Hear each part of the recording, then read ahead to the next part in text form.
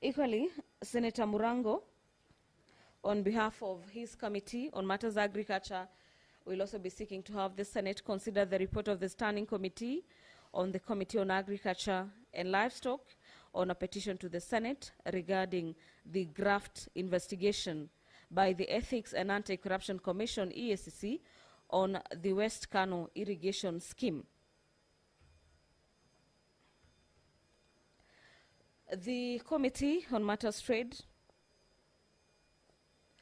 currently chaired by the Senator for Kajiado County, Senator Seki Olekanar, has a motion this morning on matters, a petition to the Senate on alleged fraudulent dealings at Diageo PLC and East African Breweries Limited, Kenya Breweries and UDV Kenya Limited.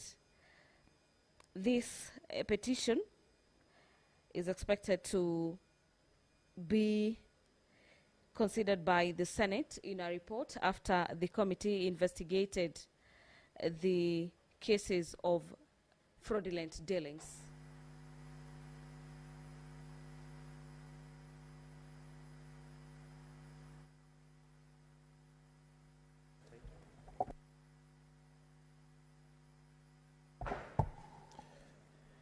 Order number 1, administration of oath.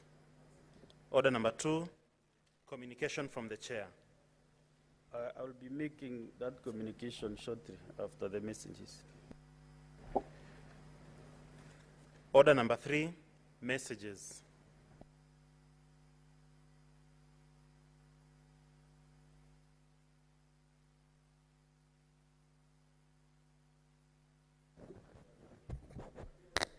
Honorable Senators, you bear with me. I have several messages to go through, and you must be a bit patient with them. Honorable Senators, this is a message from the National Assembly of the Public Finance Management Amendment number 4 Bill, National Assembly Bills number 45 of 2024. Honorable Senators, I wish to report to the Senate that pursuant to Standing Order 46.3, I received the following message from the Speaker of the National Assembly regarding the passage by the National Assembly of the Public Finance Management Amendment number 4 Bill, National Assembly Bills number 45 of 2024. The message dated 6 December 2024 was received in the office of the Clerk of the Senate on the same date, when the Senate and proceeded on recess. It was subsequently circulated to all senators via letter dated 9 December 2024. Pursuant to Standing Order 46.5, I now report the message. And I quote, pursuant to the provisions of Standing Order 41.1 and 142 of the National Assembly Standing Orders, I hereby convey the following message from the National Assembly. Whereas the Public Finance Management Amendment number 4 Bill, National Assembly Bills of 45, number 45 of 2024 was published by the Kenya Gazette Supplement number 190 on 1st November 2024 to amend the Public Finance Management Act, Cap 42412A, to provide clarity on the effective date for the statutory debt deductions and to prescribe a framework for the implementation of actuarial accounting in government and risk management by government. And whereas the National Assembly considered the said bill and passed it with amendments on Thursday, 20th November 2024 in the form attached here too. Now therefore, in accordance with the provisions of Article 110(4) of the Constitution and Standing Orders 41 and 142 of the National Assembly Standing Orders, I hereby refer the bill to the Senate for consideration.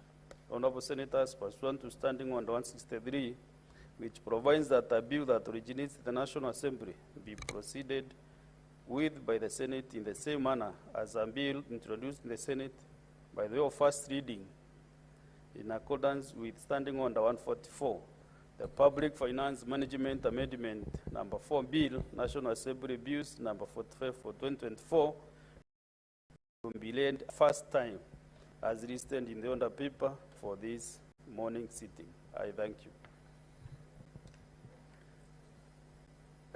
Another one is still a message from the National Assembly, which is passed by the National Assembly of the Public Finance Management Amendment number 3 Bill, National Assembly Bills number 44 of 2024. Honorable Senators, I wish to report to the Senate that pursuant to Standing Order 46.3, I received the following message from the Speaker of the National Assembly regarding the passage by the National Assembly of the Public Finance Management Amendment number 3 Bill, National Assembly Bills number 44 of 2024. The message dated 5th December 2024 was received in the office of the Clerk of the Senate on the same date when the Senate and proceeded on recess. It was subsequently circulated to all senators via letter dated 6th December 2024. Pursuant to Standing Order 46.5, I now report the message. And I quote, pursuant to provisions of Standing Order 41.1 and 142 of the National Assembly Standing Orders, I hereby convey the following message from the National Assembly. Whereas the Public Finance Management Amendment number 3 Bill, National Assembly Bills number 44 of 2024 was published via the Kenya Gazette Supplement number 189 of 1st December 2024 to amend the Public Finance Management Act to provide for financial management in the transfer of functions between the two levels of government pursuant to Article 187 of the Constitution. And whereas the National Assembly considered the said bill and passed it with amendments on Tuesday, 28 November 2024, in the form attached hereto. Now, therefore, in accordance with the provisions of Article 110(4) of the Constitution and Standing Orders 41 and 142 of the National Assembly Standing Orders, I hereby refer the bill to the Senate for consideration. Honorable Senators, pursuant to Standing Order 163, which provides that a bill that originates in the National Assembly be proceeded with by the Senate in the same manner as a bill introduced in the Senate by your first reading in accordance with Standing Order 144, the Public Finance Management Amendment number 3 Bill, National Assembly Bills number 44 of 2024 will be read a first time as listed in the order paper for this morning sitting.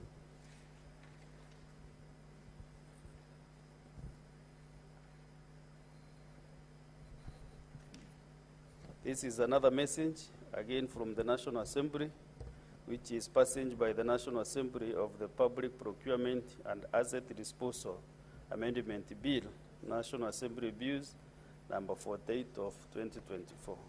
Honorable Senators, I wish to report to the Senate that pursuant to Standing Order 46.3, I received the following message from the Speaker of the National Assembly regarding the passage by the National Assembly of the Public Procurement and Asset Disposal Amendment Bill, National Assembly Bills number 48 of 2024.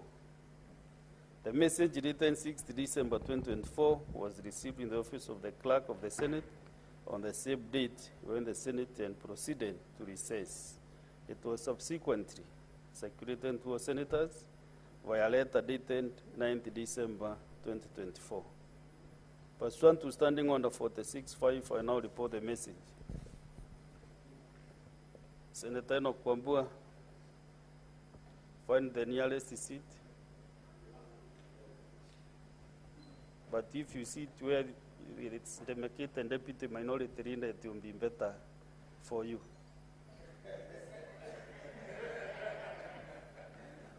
So, pursuant to Standing Order 46.5, I report the message.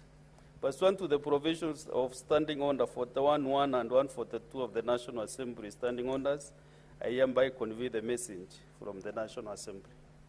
Whereas the Public Procurement and Asset Disposal Amendment Bill, National Assembly Bills number 48 of 2024, was published by the Kenya Gazette Supplement number 194 of 1st November 2024 as a bill seeking to amend the Public Procurement and Asset Disposal Act, Cap 412C, to inter alia prescribe the threshold of procurement that shall be exclusively set aside for local firms, and also require all procuring entities to set out specific goods, works, and services to be undertaken by a local firm in joint venture procurement. And whereas on Thursday, 20th November 2024, the National Assembly considered and passed the said bill with amendments and in the form attached hereto.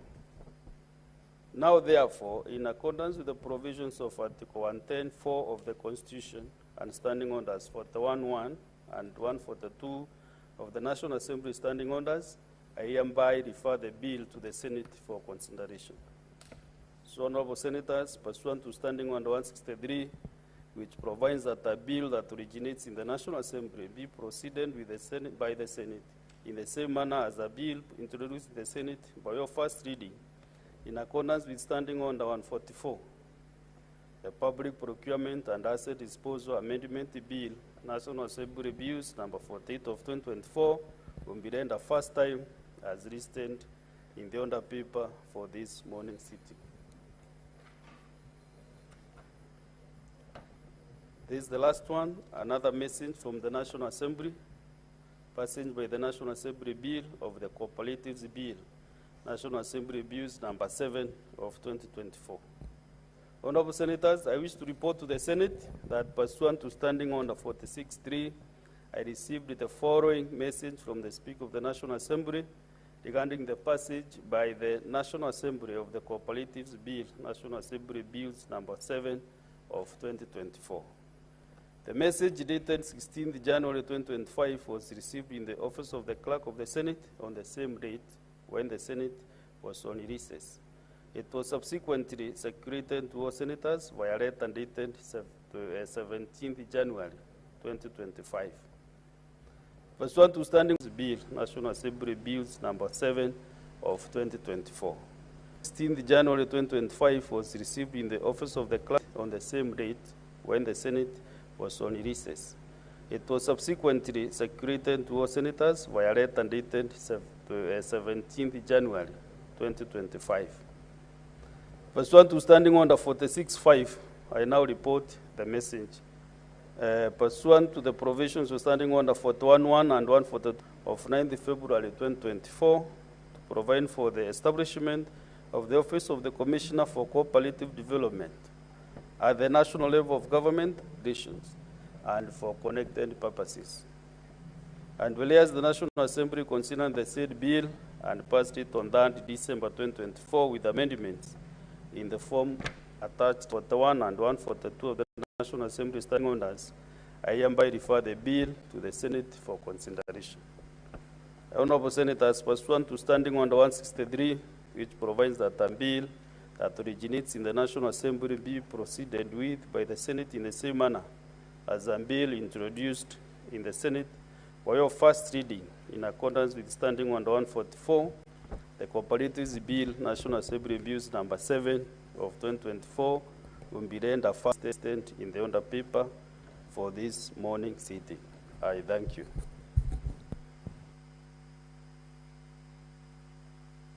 Next order. Order number 3, petitions. Order number 4, petitions. Next Order number 5, papers. Majority Leader, you have a number of papers to read.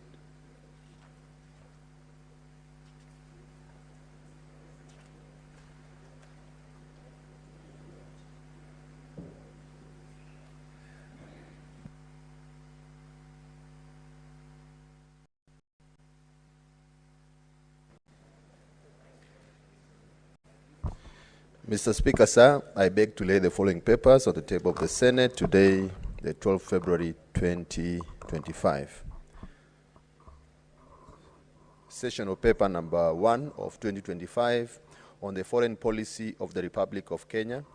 2, the Civil Aviation Aircraft Accident and Incident Investigation Regulations Notice number 5 of 2024. Commission on Revenue Allocation, recommendations on the county government's recurrent expenditure budget ceilings for financial year 2025-2026. The Commission on Revenue Allocation recommendations on the fourth basis for revenue sharing among the county governments for financial year 2025-2026 to 2029-2030. The Auditor General report on the county governments, county executives for financial year 2023 to 2024, Volume 1. The Auditor General's report on the county governments, county assemblies for 2023-2024, Volume 2. The report of the Office of the Control of Budget on the National Government Budget Implementation Review for the first quarter for financial year 2024-2025, the Judicial Service Commission Annual Report for financial year 2023-2024, the Kenya Law Reforms Commission Annual Report for the financial year 2023-2024,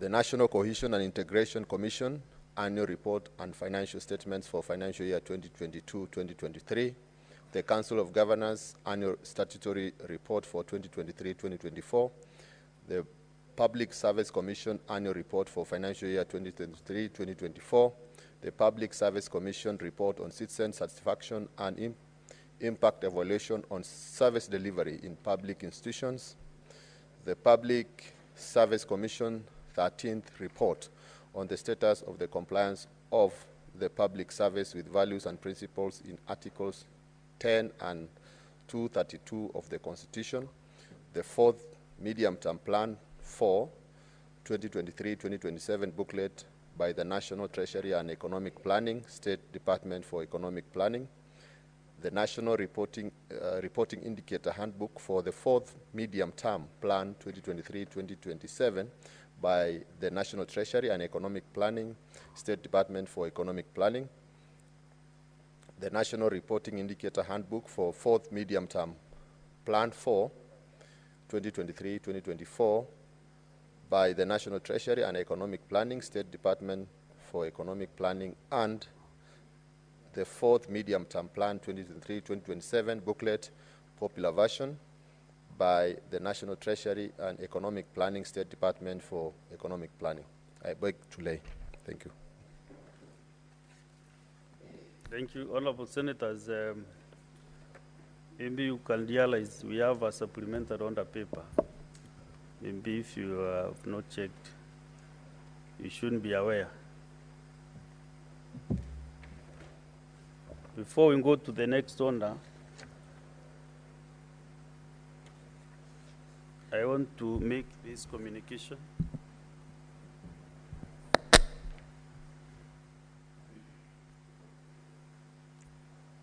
This communication is on the implementation of the resolution of the Senate on the report of the Committee of Powers and Privileges on the conduct of Senator Roba, MP.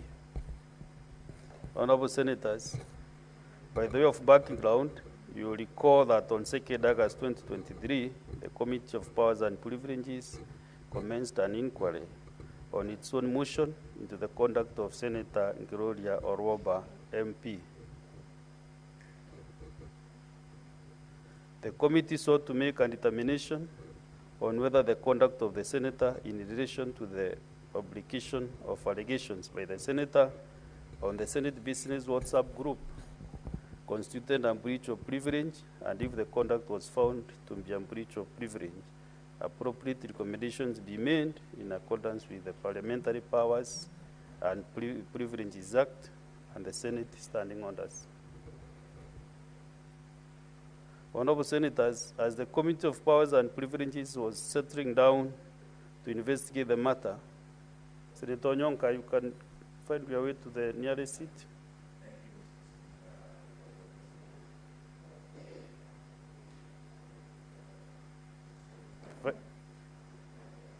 Have your seat, Senator?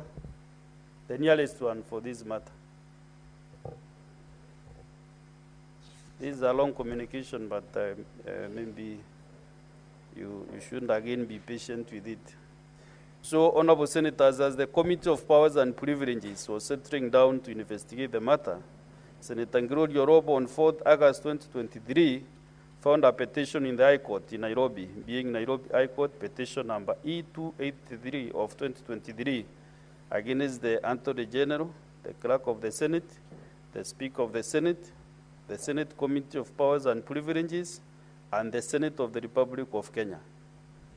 In the petition, the senator sought conservatory orders barring the Senate Committee of Powers and Privileges from proceeding with the inquiry into her conduct. The court, while certifying the matter as urgent, declined to grant the conservatory orders sought and instead ordered that the application be served and be mentioned on 21st September 2023 to confirm compliance and for further directions.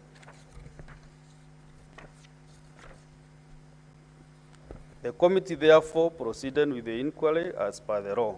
It concluded its inquiry and tabled a report before the Senate thereon on 9th August 2023, upon which a motion for the consideration of the report of the committee was debated in the following terms: that the Senate adopts the report of the Committee of Powers and Privileges on the inquiry on its own motion into conduct of Senator Roba MP, and to establish if the conduct constituted breach of parliamentary privilege laid on the table of the Senate on Wednesday, 9th August 2023.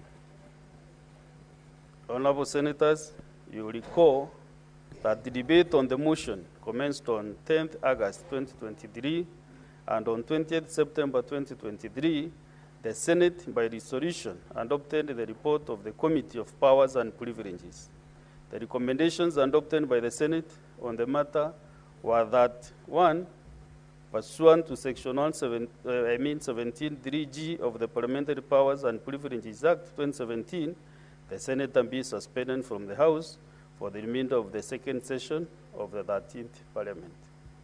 And 2, pursuant to Section 17(3)(d) of the Parliamentary Powers and Privileges Act 2017, restriction of access to the precincts of Parliament, as defined in Section 3 of the Parliamentary Powers and Privileges Act 2017, and Standing Order 2 of the Senate Standing Orders, and withholding the use or enjoyment of any specified facility provided to members by Parliament to be applied to the Senator for the remainder of the second session of the 13th Parliament.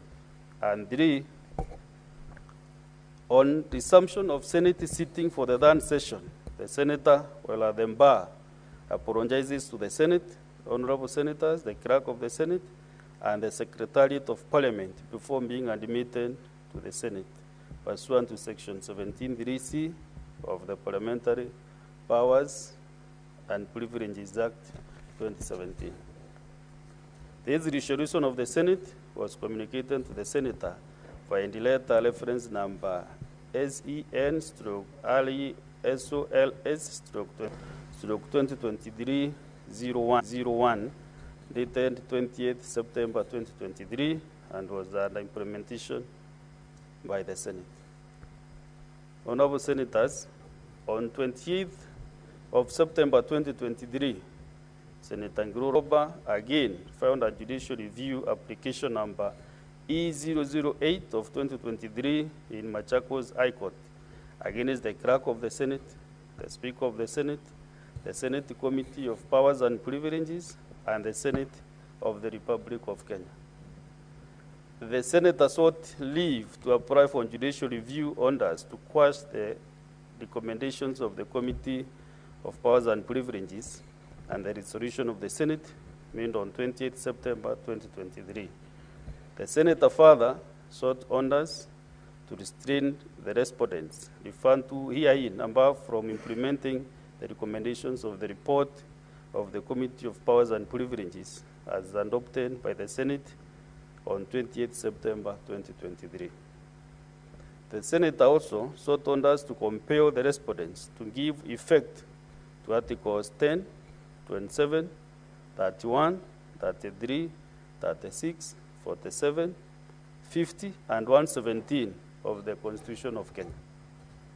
On 20th September 2023, the matter was heard ex parte before the High Court at Machakos, and orders were issued whose effect was to suspend implementation of the resolution of the Senate of 20th September 2023 as contained in the report of the Committee of Powers and Privileges, pending a hearing and determination of the substantive judicial review, any other law in arriving at its decision to suspend the Honorable Senator. Honorable Senators, Machakos High Court, JR, which means Judicial Review Application number E283 of 2023, Roba versus AG, Clerk of the Senate, and 3 others, was subsequently transferred to the High Court at Milimani and was heard before Honorable Justice L.N. Mugambi, and judgment was delivered electronically on 15 January 2025. It was the finding of the court that the petitioner, ex parte applicant, Senator Roba MP, was provided with the opportunity to appear and state a case, presumably even raising all the manner of preliminary issues before the fourth respondent. But she instead opted not to participate and walked out on the fourth respondent, having voluntarily refused to participate. I find that there was no infringement of right to fair and administrative action or the right to fair hearing in the circumstances of this case. I thus dismiss this petition, judicial review application, with the courts to the respondents. The import of the judgment is that the court order staying the resolution of the Senate on the report of the Committee of Powers and Privileges, as well as any other consequential orders in the matters filed by the Honorable Senator, have lapsed. The suspension of Senator Roba may now therefore commence. Honorable Senators, you recall that a resolution of the Senate, let me have mercy to these honorable senators. Just sit there where you are.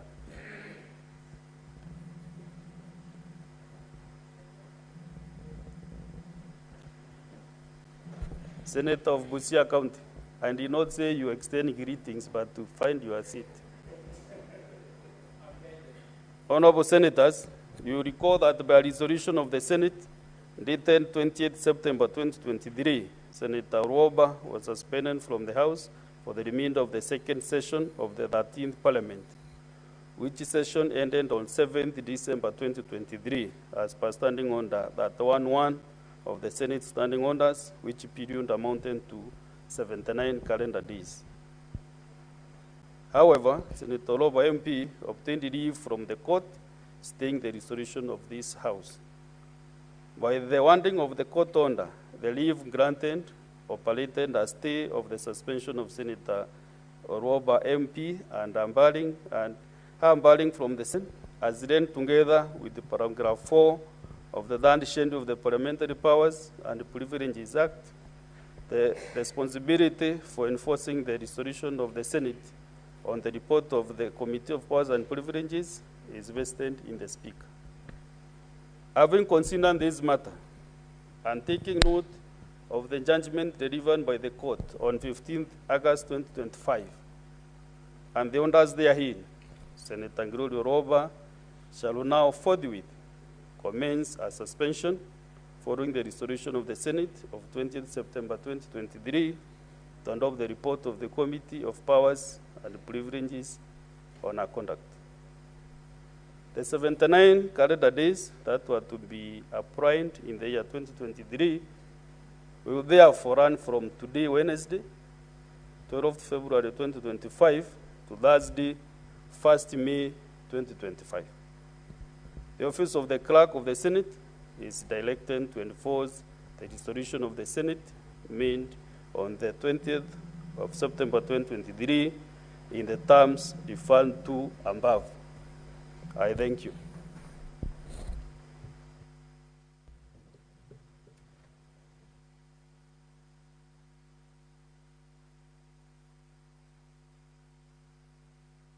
The Senator is looking at me with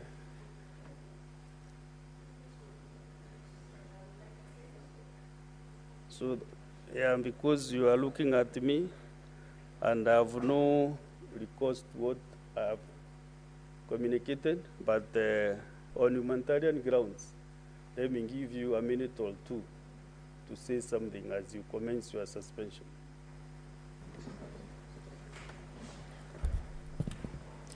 Thank you, Speaker, for giving me this time to possibly offer my apologies to the members of this House and to the members of the staff who I might have offended as I pursued whatever I was pursuing in terms of oversight or legislation.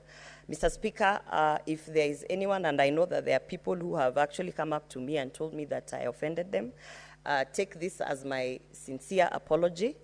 And truly, from the bottom of my heart, and as you can see, I have learned how to present and represent people better. And it is a learning curve, Mr. Speaker. However, I do understand that also I own up my actions and I own up my space. And so therefore, as I proceed for my suspension, I do hope that those I have offended will find it in their hearts to forgive me, and that it was not my intention to put out and maybe put out the Senate to seem that I'm trying to ridicule this upper house. Thank you, Mr. Speaker. Thank you. As you have written yourself, for sure, it's like you are maturing. So thank you, all the best. Next order.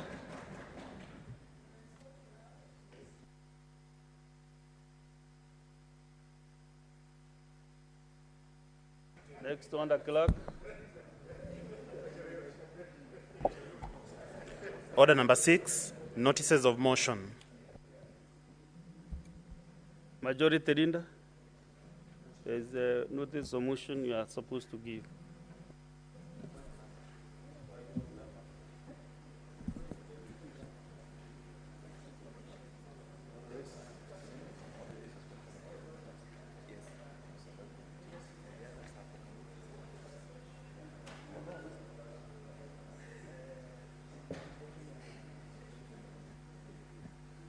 Senator Wakol, you cannot ventilate on a communication from the chair. Mr. Speaker, Yes, allow me to Majority drop Leader. this notice. We consulted further this morning on what needs to happen, and we'll be bringing a more substantive motion in the afternoon. Okay. So allow me to drop this. Okay, fine, well guided. Next order. Yeah.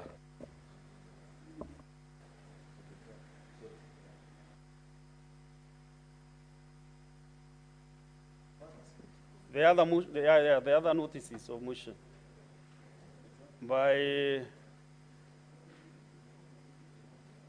from number 1 to number 6, Chairperson Mediation Committee on the Conflict of Interest Bill, National Assembly Bills number 12 of 2023.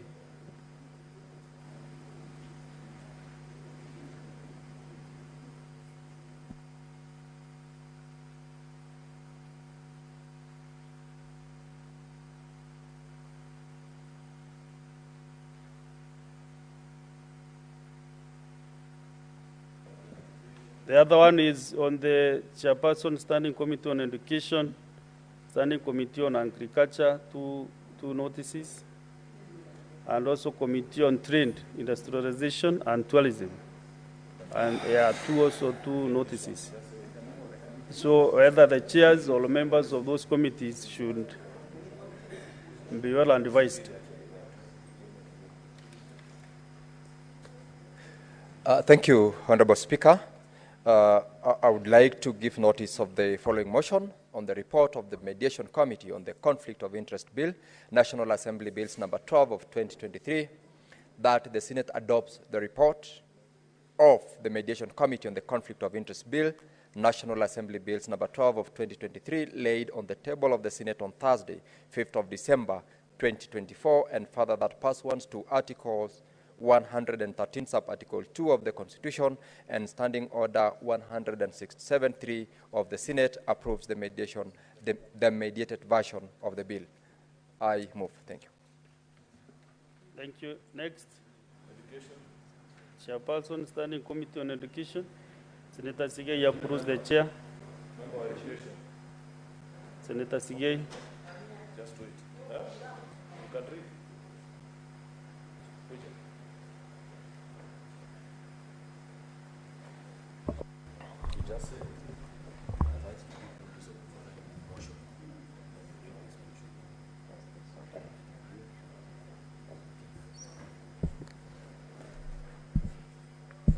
Thank you, Mr. Speaker. I'm a member of Education Committee, and I rise to give notice for this motion.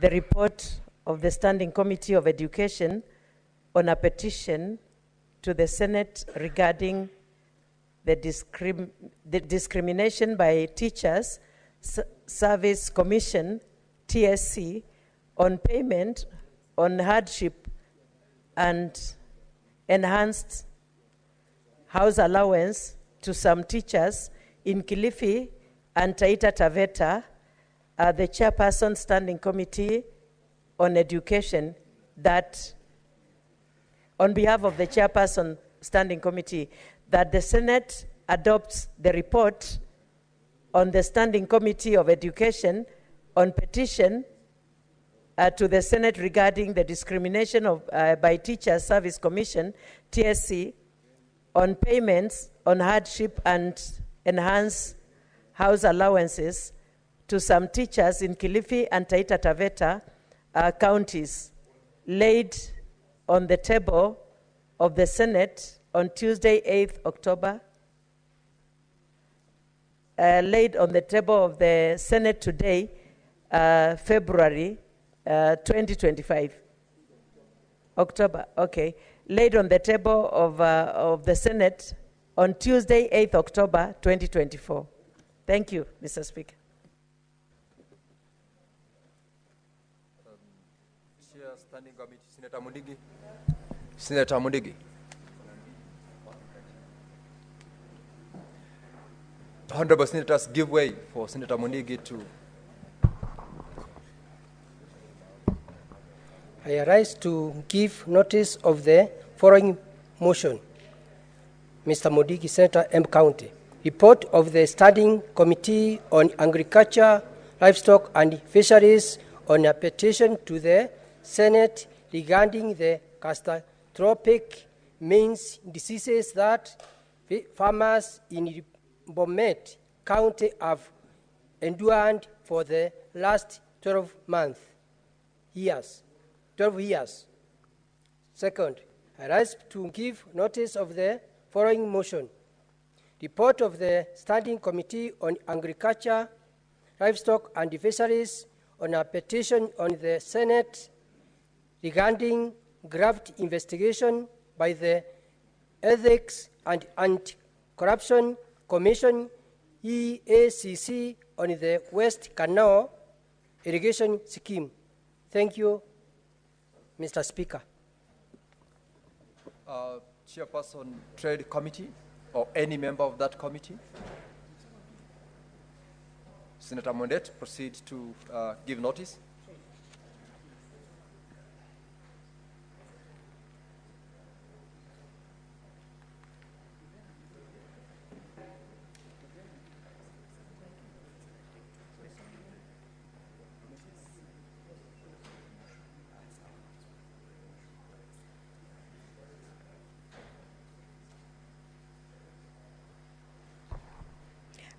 Thank you, Mr. Speaker, sir. I beg to give notice for the following motion on behalf of the Senate Committee on Trade, that the Senate adopts the report of the Standing Committee of Trade, Industrialization and Tourism on a petition to the Senate regarding alleged fraudulent dealings at the Diageo PLC, East Africa Breweries Limited, Kenya Breweries and UDV Kenya Limited, laid on the table of the Senate on Thursday, 5th December 2024. I beg to lay. Second notice, I give notice that the Senate adopts the report of the Standing Committee on the Trade, Industrialization and Tourism on a petition to the Senate on the need for the introduction of a Hospitality Professionals Bill, laid on the table of the Senate on Thursday, 5th December 2024. I beg to lay. Thank you, Senator Montet. Next order.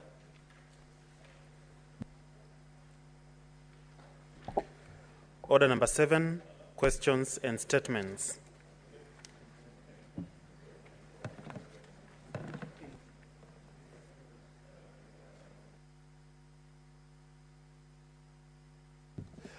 We do not have any questions or statements, and therefore we shall proceed to the next order. Order number 8, the Public Finance Management Amendment number 3 Bill, National Assembly Bills number 44 of 2024, first reading. A bill for an act of Parliament to amend the Public Finance Management Act to provide for financial management in the transfer of functions between the two levels of government pursuant to Article 187 of the Constitution and for connected purposes. Order number 9, the Public Finance Management Amendment number 4 Bill, National Assembly Bills number 45 of 2024, first reading. A bill for an act of Parliament to amend the Public Finance Management Act and for connected purposes. Order number 10, the Public Procurement and Asset Disposal Amendment Bill, National Assembly Bills number 48 of 2024, first reading. A bill for an act of Parliament to amend the Public Procurement Act, to amend the Public Procurement and Asset Disposal Act and for connected purposes. Order number 11, the Cooperatives Bill, National Assembly Bills number 7 of 2024, first reading. A bill for an act of Parliament to establish the Office of the Commissioner for Cooperative Development at the national level of government and the Office of the County Director for Cooperatives in each county government to provide for promotion, registration, and regulation of cooperatives, to provide for intergovernmental cooperative relations, and for connected purposes. The Majority Leader has since deferred the motion under order number 12, so we will move to the next procedural motion. Call out the next order to allow the Majority Leader to move. Order number 13, procedural motion, limitation of debate on motions. Leader of Majority.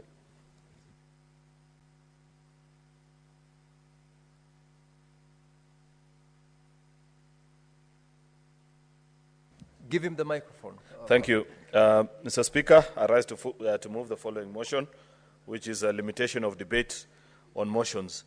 This is a procedural motion that, pursuant to Standing Order number 111.1, the Senate resolves that the debate on a motion not sponsored by majority or minority party or a committee shall be limited in the following manner. A maximum of 3 hours with not more than 20 minutes for the mover, 20 minutes for the majority party official responder, 20 minutes for the minority party official responder, and 15 minutes for each other senator speaking, and further 15 minutes before the time expires. The mover shall then be called upon to reply.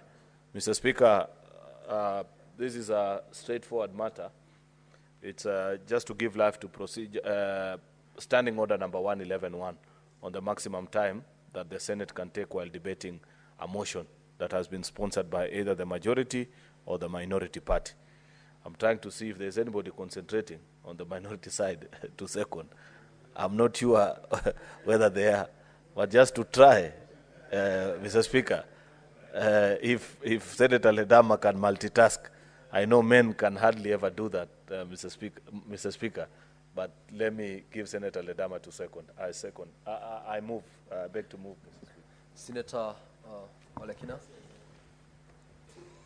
Thank you, Mr. Speaker. Mr. Speaker, it is indeed important to limit debate, and the motion being proposed by the majority leader, or is it the minority leader today, is a very important motion for us to consider. So I beg to second.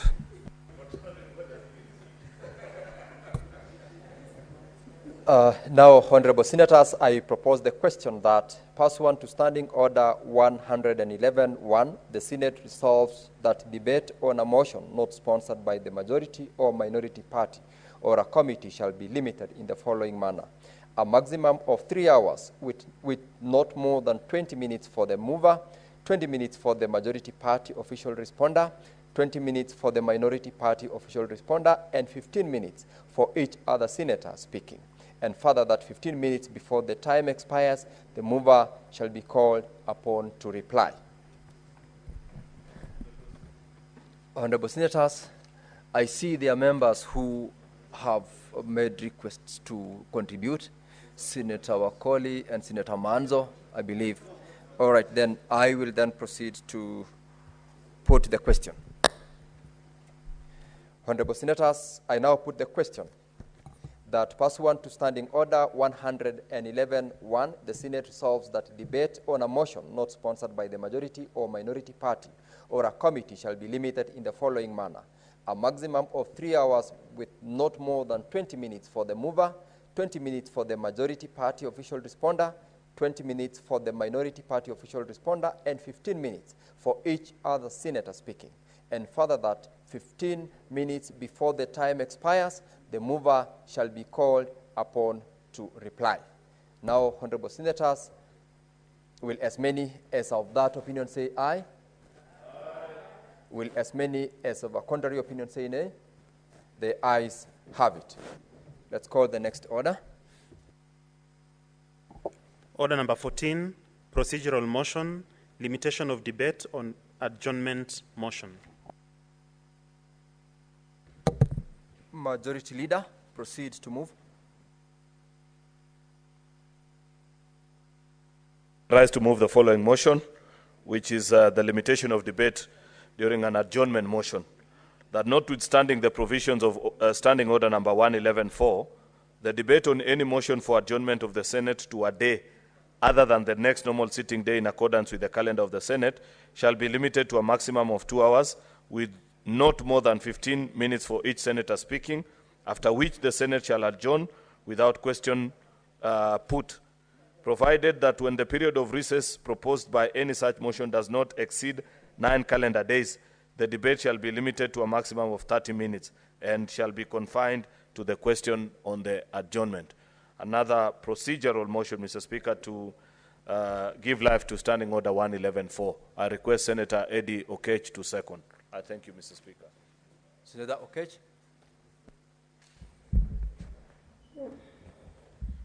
Chair, this is a procedural motion, therefore I second.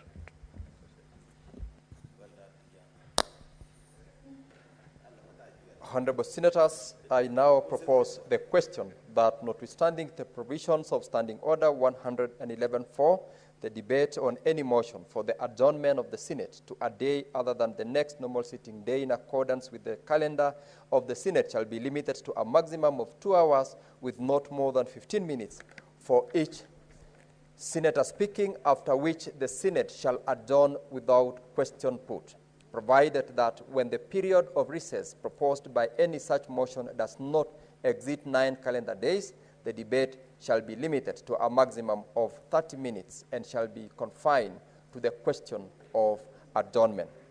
Now, honorable senators, similar to the motion that we've just dealt with, this is as put a procedural motion, and pursuant to Standing Order 84.2, I make a determination that this matter does not affect the counties.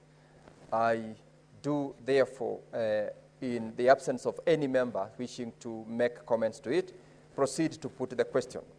Therefore, honorable senators, I put the question that notwithstanding the provisions of Standing Order 111.4, the debate on any motion for the adjournment of the Senate to a day other than the next normal sitting day in accordance with the calendar of the Senate shall be limited to a maximum of 2 hours with not more than 15 minutes for each senator speaking, after which the Senate shall adjourn without question put, provided that when the period of recess proposed by any such motion does not exceed 90 calendar days, the debate shall be limited to a maximum of 30 minutes and shall be confined to the question of adjournment.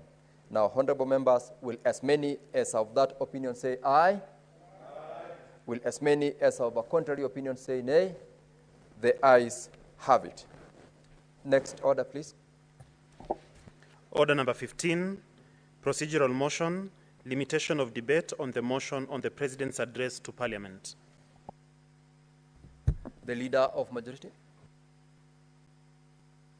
Speaker, this is a rise to move the following motion, which is a limitation of debate on the motion on the President's address to Parliament, that pursuant to Standing Order number 27.6, the Senate resolves that the debate on the motion on the President's address to Parliament shall be limited to a maximum of 3 sitting days with not more than 15 minutes for each of the senators speaking, excluding the mover in moving and replying, who shall be limited to 30 minutes in either case, and that the majority leader and the Senate minority leader shall be limited to 30 minutes. Mr. Speaker, this is a motion actually that will have effect only once, because the President addresses Parliament only once a year. And it's just to limit the time. Each senator 15 minutes and 30 minutes to the majority and minority leader. I thank you, Mr. Speaker, and request the leader of minority, Senator Manzayo, to second. Senator Manzayo, proceed to take the stand. Thank you, Mr. Speaker. I do second.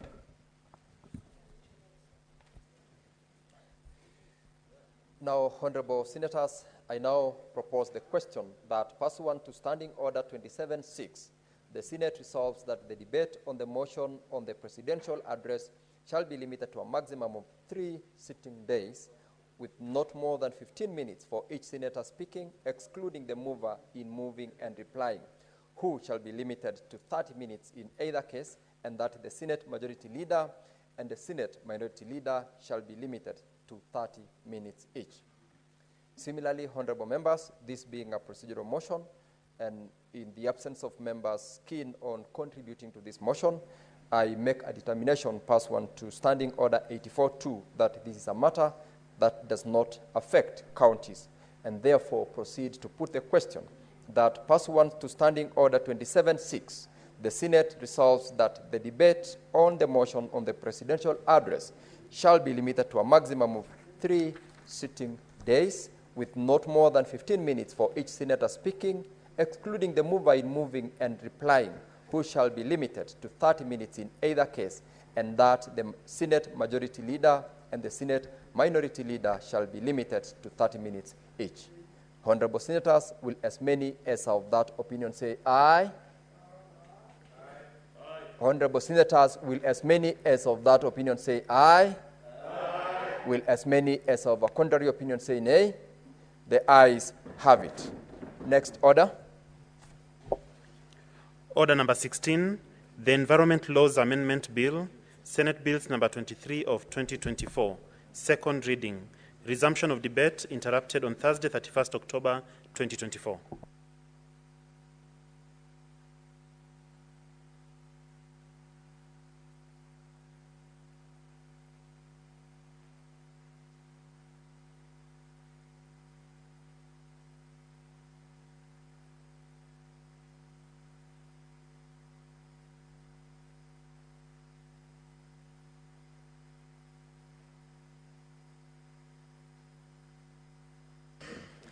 Honorable members, this bill was actually moved by Senator Abdul Haji, and it is a resumption of the debate that was interrupted on Thursday, 31st of October 2024. It is open to members because the members who had spoken to it is Senator Haji as well as the seconder Senator Chirargei. Honorable members, it's open for you to contribute to it. Give the leader of majority the microphone. Thank you. Mr. Speaker, I thank you. This is an extremely important bill because environment is quickly gaining its rightful place in the global conversation, Mr. Speaker, on how to take care of our environment. And there's no bigger conversation in the world right now, actually, that I can imagine that attracts more attention more than the management of our environment. And we continue to face many challenges, Mr. Speaker, as a country because of how we have treated this subject with either contempt or lack of serious significance, not knowing full well the effects or the changes and of a change in the environment due to poor management. This act or this bill, Mr. Speaker, wants to amend the Forest Conservation and Management Act so as to make further provisions for afforestation and reforestation in Kenya to promote tree planting in all counties to amend the Climate Change Act as well, so that you provide for the settling and formulation of strategies to achieve the annual carbon sequestration targets and connected purposes. Two very important topics. You will recall, Mr. Speaker, that the President has led the country in a rallying call to try and achieve this country to plant 15 billion trees by the year 2030, Mr. Speaker. And I know that previously I have seen updates actually from the Ministry of Environment, but of late, I don't know how well we are doing. All I know is that occasionally I see cabinet secretaries dress in those khaki clothes and they visit various parts of the country, Mr. Speaker, and plant trees, then disappear. The unfortunate thing, Mr. Speaker, is that this has not been extended to the other arms of the government. And I hope as a leadership, and leadership here means everybody who has responsibility, we could actually buy into this clarion call so that in any area that is under jurisdiction, I'd wish, for example, to see the Chief Justice lead all staffers and members of the bench in the judiciary on such an exercise, because the environment is for all of us. It shouldn't be left to the national government alone and the cabinet minister and the PSs, Madam Speaker, Mr. Speaker, sorry, to actually try and achieve these targets. The same applies to us here in Parliament. I don't know how many people are aware. I don't know if I was to ask Senator for Makueni off the top of your head, if you're aware of what your targets are as a county, what is the percentage of afforestation in your county, what is it that you need to do, what are the targeted areas. I know that there is a climate action group. I think it's led by Senator Moses Kajwang, if I'm not wrong. And I challenged him because I met him in Sharm el-Sheikh, Egypt, during COP26. And he was properly kitted in a very nice suit, and he said, this year, Majority Leader, I want to be a climate champion, and I want to speak to you so that you appreciate. And I know that subsequently they went to Dubai, but I want him to extend his activities beyond the conferences and really challenge us. I appreciate his zeal and energy in terms of ensuring that you make all your colleagues climate woke. That is a term that young people use for people that are conscious and aware of what needs to happen in our climate environment. And I wish that Senator Moses Kajwang was here when you're discussing this bill, Mr. Speaker, so that he leads us into appreciating what role we can play as legislators as well. Because many times I have seen us join in on the efforts that are being carried out by members of the executive alone.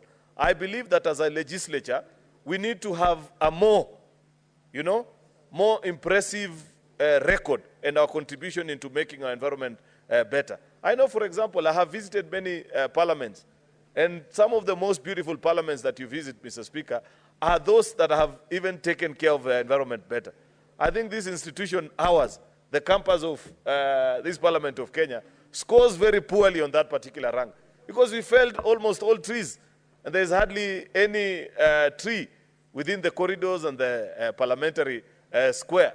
And we need to begin even from our own institution just to set an example of a dedication of the percentage of the total land that belongs to Parliament here, Mr. Speaker, that we plant trees that 20, 50 years down the line, people can recall. I believe on important days, Mr. Speaker, Senate should lead actually in. Honorable Senators, if you are consulting, please do so in low tones to allow the Leader of Majority to contribute in peace. For those who are interrupting with loud engagements within the chamber. Proceed, Leader of Majority. Thank you, Mr. Speaker. So I was explaining that as Parliament, we have a responsibility that perhaps part of the things that we can consider on special days and special occasions, when things happen, and when we have dignitaries, occasionally we have presidents and heads of governments who visit Parliament. Apart from these traditional rites of coming to lay flowers at the grave of a founding father of the nation, an important exercise, Mr. Speaker, I believe that they should be able to plant trees as well, Mr. Speaker. And we set up a good corner for them so that we continue to lead as an example and Parliament does not look as bare as it looks today. This bill, Madam Speaker, proposes actually a further amendment actually to the Forest Conservation and Management Act by promotion of afforestation and reforestation in arid and semi-arid parts of the country. Extremely important, Mr. Speaker, because I know for a fact that our arid and semi-arid parts of the country needs that particular challenge.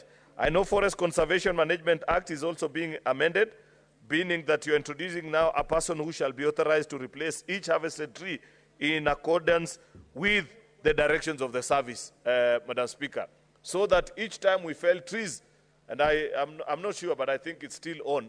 I know that I think 3 or 4 years ago there was a ban on logging, despite the fact that logging is an extremely important industry. You need to counterbalance that, Mr. Speaker, so that for every tree that you fell, there should be a commensurate number of those that you plant, Madam Speaker. This is an extremely important bill, Mr. Speaker, that is being brought actually by one of the senators that comes from an extremely arid region. And I'm extremely happy by what Senator Abdul is doing, because despite coming from Garissa, a county whose forest cover, I want to believe, is hardly maybe 3 or 4%, I'm not very certain, that he's leading in the effort of trying to make those parts of the country also be properly, have good forest cover. And it is possible, because we have seen this done in other parts of the world that are even more arid than Garissa, where Senator Abdul comes. Lastly, Mr. Speaker, is on this issue of settling and formulation of strategies to achieve the annual carbon sequestration targets and for connected purposes. Mr. Speaker, that is an important conversation as well. I know with the coming in of President Trump in America, and he's very radical in the opposite way views on how to do climate management, the world will be affected, Mr. Speaker, because of companies that will now perhaps not feel the urge to meet their share of trying to be environmentally sustainable in their practices, Mr. Speaker. But I don't believe that money alone was the only motivation, and I don't believe that this was a responsibility of one country. The rest of all of us, the countries that believe in a green and a more sustainable environment, Mr. Speaker, should carry on the dream. Who knows, in other years to come, some of these countries that today do not see the need to lead these efforts, Mr. Speaker, will be calling upon us, you know, to assist them in one way or the other. Therefore, I want to lend my support into this very noble exercise of ensuring that actually each county achieves their targets. And Senator Abdul will lay out bare the strategies that the various county governments will do so to ensure that we achieve that particular regard. Therefore, Mr. Speaker, with those many comments, I'd wish to leave it at that. I know that Section 21 has provided for the functions of forestry on the county government, which includes something very important, and which is 21C, which is the preparation of an annual report with the approval of the county assembly. That is, our county assemblies will actually confirm, you know, that report on the activities of the county government in relation to this act and any national policies for forest management, so that each governor can actually give an account of basing on all the activities, because all these forestation and afforestation activities, Mr. Speaker, they happen in counties. And it is important for county governments to give an account and say, in our county, we have achieved our target to have grown from this number to the other. And the county assembly members who come from the various wards that make up a county to affirm and share that report. I don't know whether, Senator Abdul, it is possible to push and ensure that those reports are actually filed with the Senate, apart from just being approved in the National Assembly, so that we are also custodians of the reports that come from these county assemblies. With those many remarks, I beg to support. I thank you, Mr. Speaker. Thank you, Majority Leader. Senator Wambua Enoch.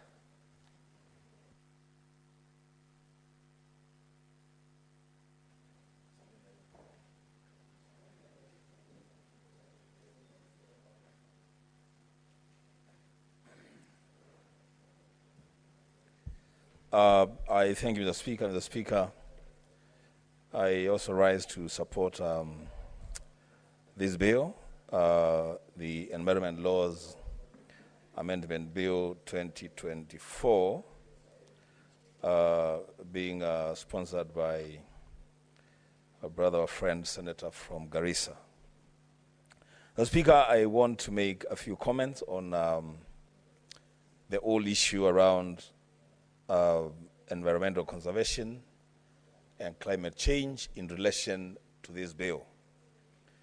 To begin with, Mr. Speaker, I think a way must be found, now than ever before, to move from this archaic way of doing things in terms of tree planting, where we set aside a day in this bill to ensure that we as leaders take the front row in pushing forward the agenda of environmental conservation. I have this in mind, Mr. Speaker. The place to begin in ensuring that then the ideals of these executives succeed in planting 15 billion trees by 2030 would be to begin with our own homes. That, the Speaker, every senator in this Senate has a place that they call home. If every senator would establish a forest of their own definition at their own home, whether it is 20 trees or 30 trees or 50 trees or 100 trees, and nurture those trees, Mr. Speaker, to maturity. Then we will begin to speak to other people about forest cover and about conserving our environment. The next stop, Mr. Speaker, and this is important, would be to move to our immediate environment in the Parliament of the Republic of Kenya. So, Speaker, I want to challenge the mover of this, the promoter of this bill, to work closely with the administration of Parliament and make sure that this Senate, each senator gets a tree, a seedling, and we grow them within this environment, within the compound of Parliament, and make sure that the remaining 2.5 years, each senator nurtures their own seedling to maturity. The Speaker, if we begin that way, then we'll be giving effect to serious environmental conservation. Because, Mr. Speaker, conserving our environment and increasing our forest cover will not happen in boardrooms. It will not happen, Mr. Speaker, on the floor of this Senate. It will happen on the ground, real trees being grown by real people, and those trees, Mr. Speaker, being nurtured to maturity. The next step, Mr. Speaker, would be for us to speak about environmental conservation. Mr. Speaker, even as I support this bill, I am reminded, those of us who went to school to primary school when President Moi was in office, he had a very serious clarion call on environmental conservation. That time, it was being called, it was dealing with soil erosion. In Kiswahili, they called it momonyoko wa udongo. And I remember the former president went around the country, literally building gabions, stopping, soil erosion. I remember very fondly when he visited Kitui. At that time I was a very small boy. And he went to a place called Chane. Chane is in Matinyane ward of Kitui West constituency. And he helped to build gabions just to stop soil erosion. Mr. Speaker, this exercise of conserving our environment, increasing forest cover, making sure that we have a country that attains a better percentage of forest cover is an exercise that, Mr. Speaker, must now, better than ever before, move from boardrooms, from the floor of the house, to where that needs to be addressed, Mr. Speaker. Mr. Speaker, I say this, fully cognizant of the fact that, Mr. Speaker, as the ML has said, there has been a ban on logging, but that ban was lifted. Mr. Speaker, on Monday, and I remember this very sadly, on Monday this week, as I was driving at night from Laikipia, where I had attended the burial of the father of our friend, our colleague, Senator Kenywa, I saw many, many trucks leaving forests, I think they're badeas, carrying huge, huge logs. And I remember telling my driver that this one tree here must have been in existence for more than 50, 60 years. And just one night, somebody wakes up, they go cut these trees as they pursue a profit motive. Mr. Speaker, I want to urge the administration that, Mr. Speaker, even as we continue to deal with this issue of climate change, even as we want to support local businesses, the timber industry, to strike a healthy balance between allowing logging and ensuring that we achieve the target of 15 billion trees by 2030. Mr. Speaker, if there is one area where I personally will support the initiative of the National Executive, it is in the area of climate change. Because, Mr. Speaker, if we don't fix our environment, if we don't fix our forests now, then, Mr. Speaker, future generations will judge us very harshly. Because the rate at which we are destroying our environment, the rate at which we are felling trees, the rate at which we are doing logging, Mr. Speaker, it's a danger, Mr. Speaker, to the future sustainability of our forests in this country. Mr. Speaker, lastly, I want to mention that this bill, though it speaks to environmental conservation and forest cover and legislations that need to be put in place and the changes that we need to put, Mr. Speaker, to ensure that this happens, Mr. Speaker, the work to be done is on our land, Mr. Speaker, and that work must be work that each one of us, every leader in this country, must take a lead role to ensure that we do our part in conserving our own environment. Mr. Speaker, with those remarks, I support. Thank you, Senator Kio Wambua. Senator Esther Okenyuri.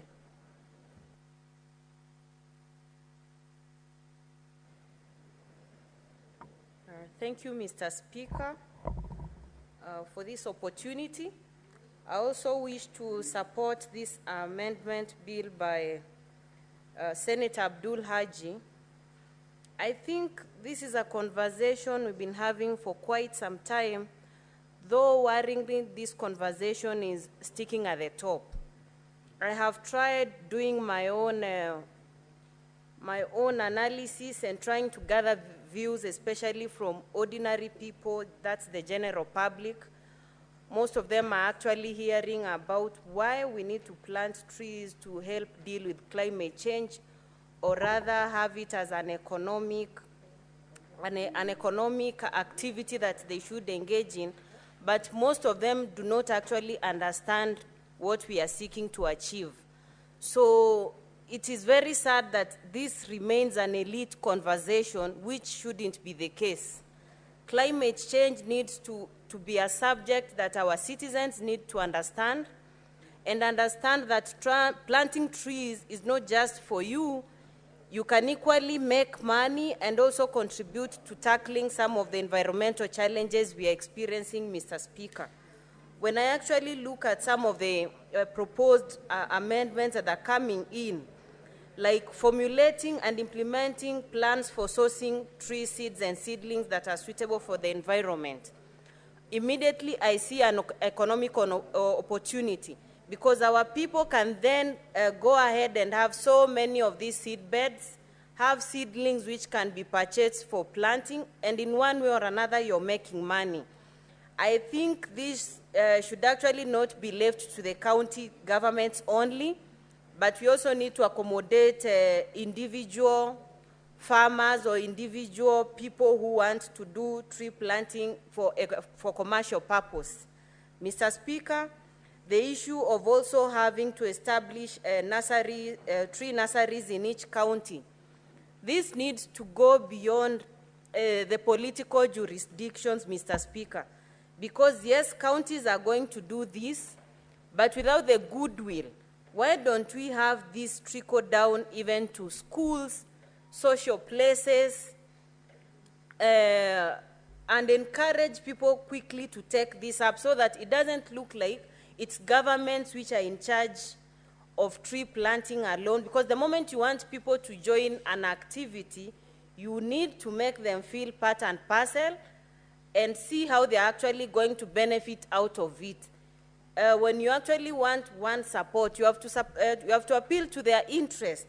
So Kenyans, beyond being called to participate in tree planting, need to also look at the economic value they are going to derive from actually venturing into this, and the larger effect it's going to play to the environment, because now we have so many other challenges that we are facing as a result of climate change, and we need to sensitize our people.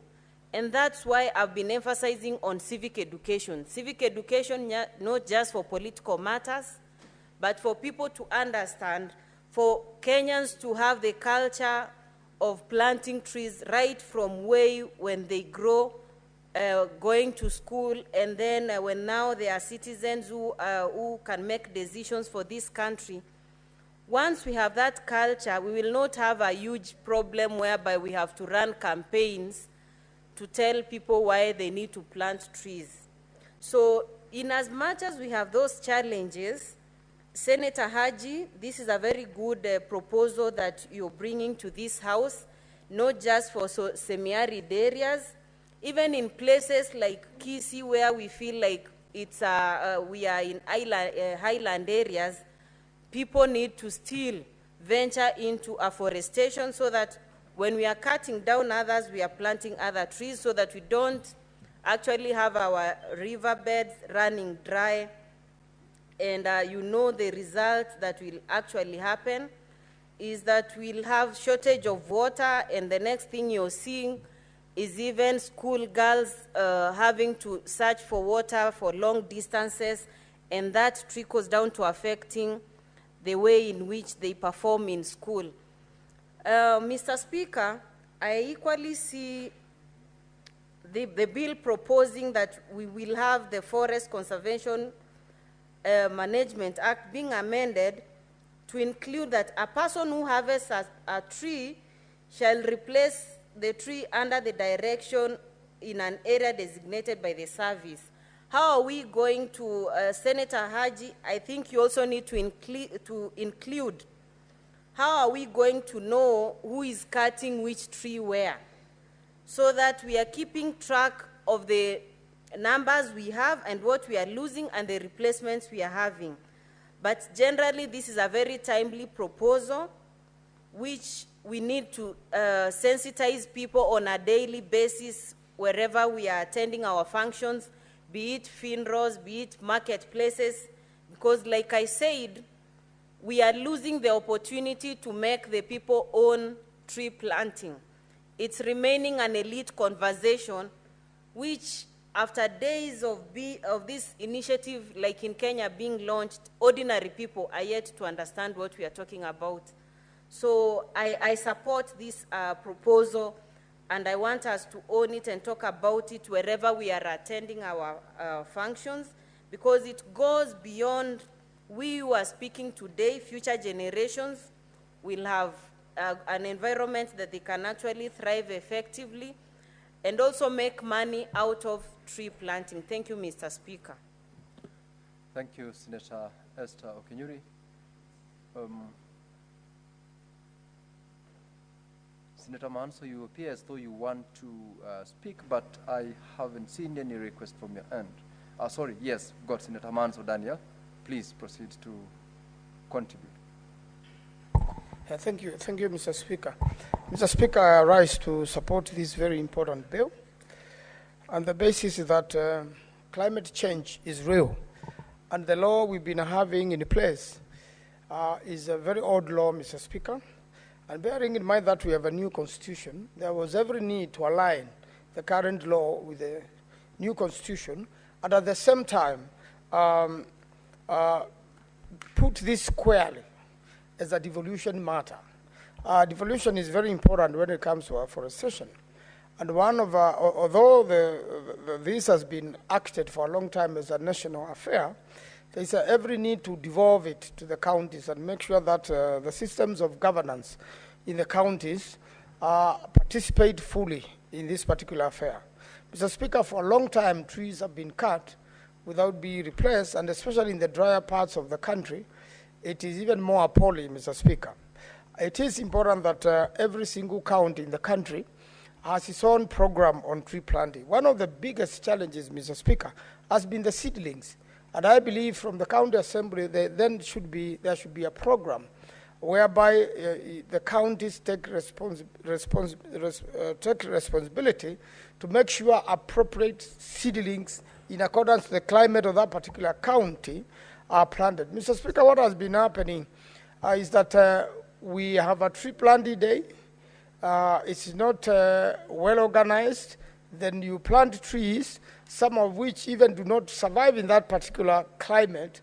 And as soon as we leave, with no one watering them, all of them dry up. And then we repeat this year after year, and still we don't have as many trees as we should be having. We are aware that, Mr. Speaker, there are areas where trees are done, for commercial purposes and are harvested and replaced accordingly, and those people are in a commercial venture. But we are also aware of places, Mr. Speaker, where trees have been cut carelessly and have not been replaced over the years, and desertification has continued. Mr. Speaker, anybody sampling any part of the country, wherever trees have been planted properly, and especially a tree which grows in that particular area.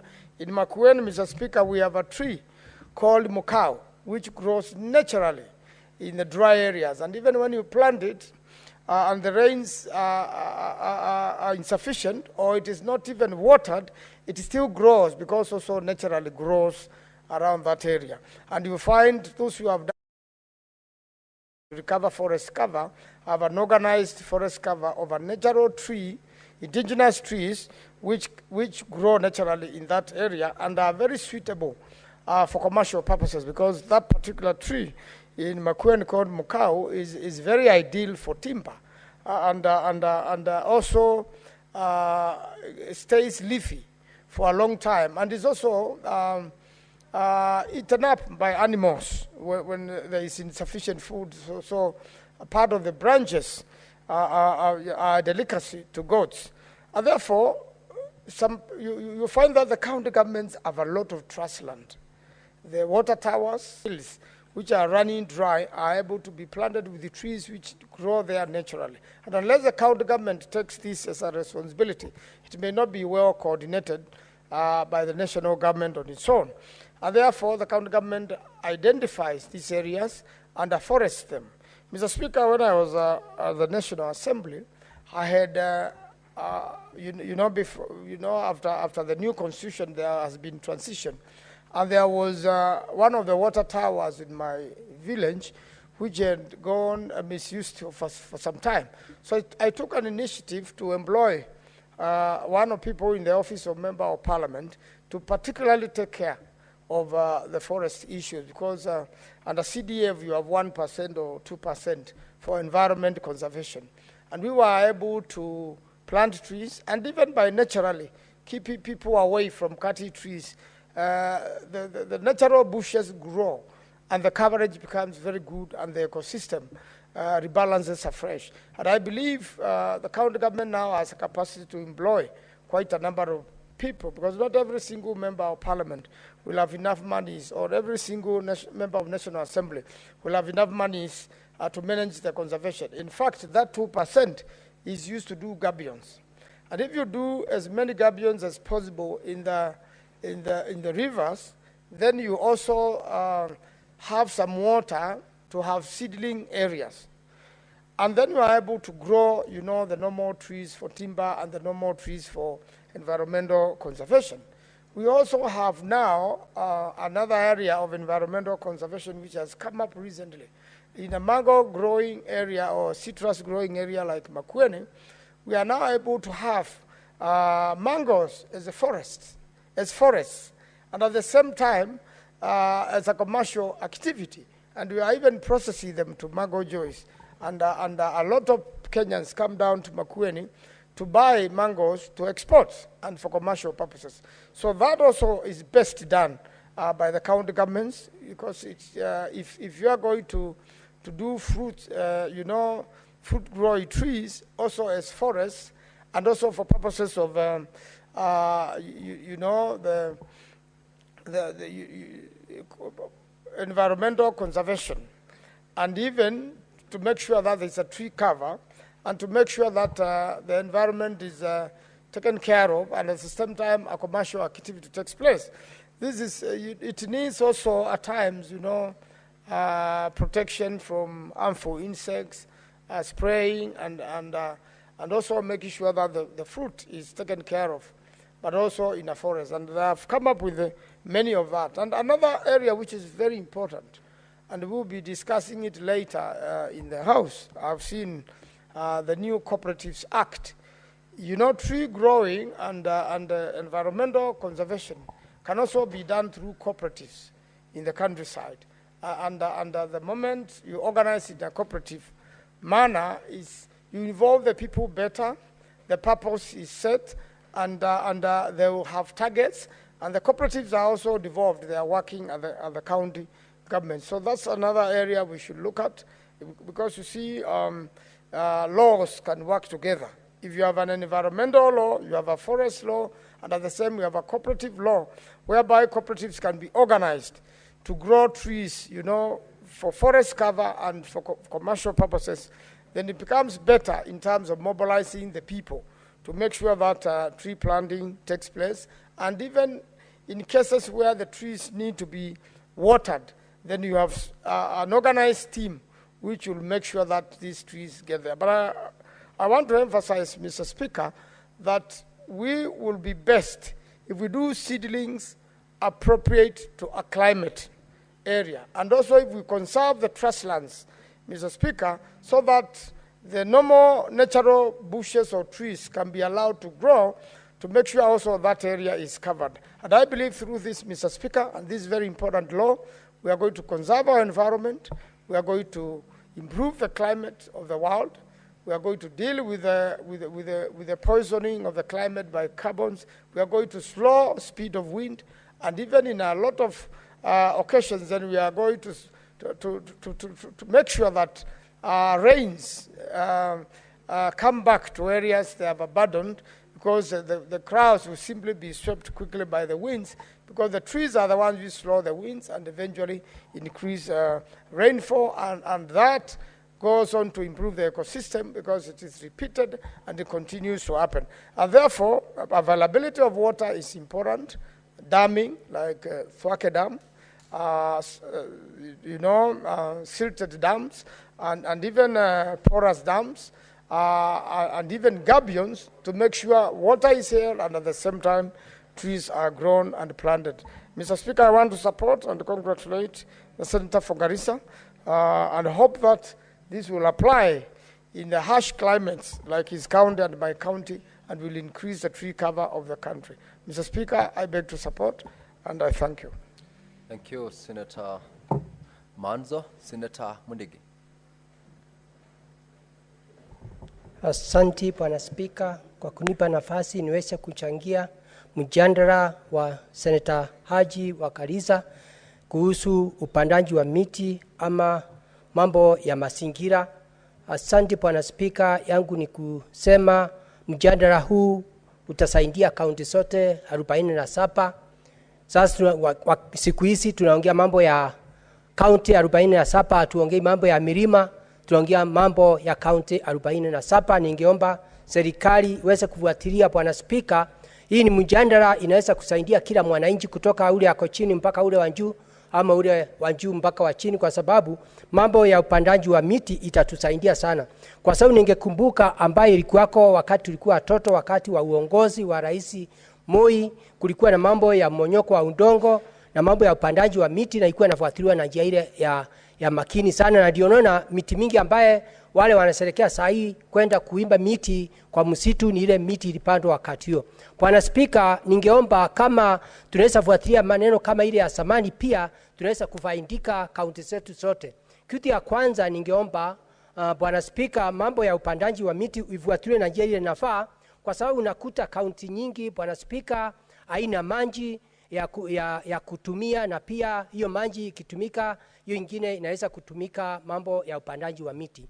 Bwana Spika, ningeunga mkono, kwa sababu kama kaunti yangu ya Embu County unakuta kuna sehemu kubwa sana ni mambo iko na ukame kama Kariza County. Kwa hiyo ningeomba Bwana Spika, tukifuatilia serikali yetu ya Kenya Kwanza wezi kuangalia njia maanani ikiangalia kaunti zile zingine Bwana Spika, ndio kama kaunti tuwe kwa mstari wa kwanza tuweze kupata maji kama damu zile tuliahidiwa na serikali, kama Kamomo Dam, kama Zambaran Dam, kama zile zingine zote, na pia kuwe na water pans. Hizo zote maji ikipelekwa hiyo milima ambaye kama kienda upande ya Mbere, iende Kiambere, mlima Kiambere na Kianjiru na pia Ndune, utakuta watu watatumia hiyo maji na njia ya kutumia hiyo maji, na pia Bwana Spika itasaidia sisi mambo ya upandaji wa miti, na wakati huo pia itatusaidia kila shule zote za msingi na sekondari zitakuwa na njia ya upandaji wa miti, na itakuwa tumeweka maanani.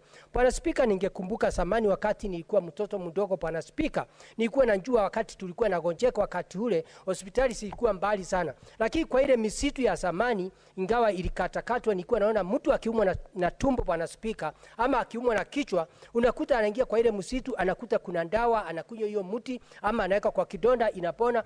Kwa hiyo Bwana Spika, ningeomba hii mjadala wa Bwana Anji iweze kuweka miti kama hiyo, kuwe na wanasayansi wanaweza kuangalia miti kama hiyo.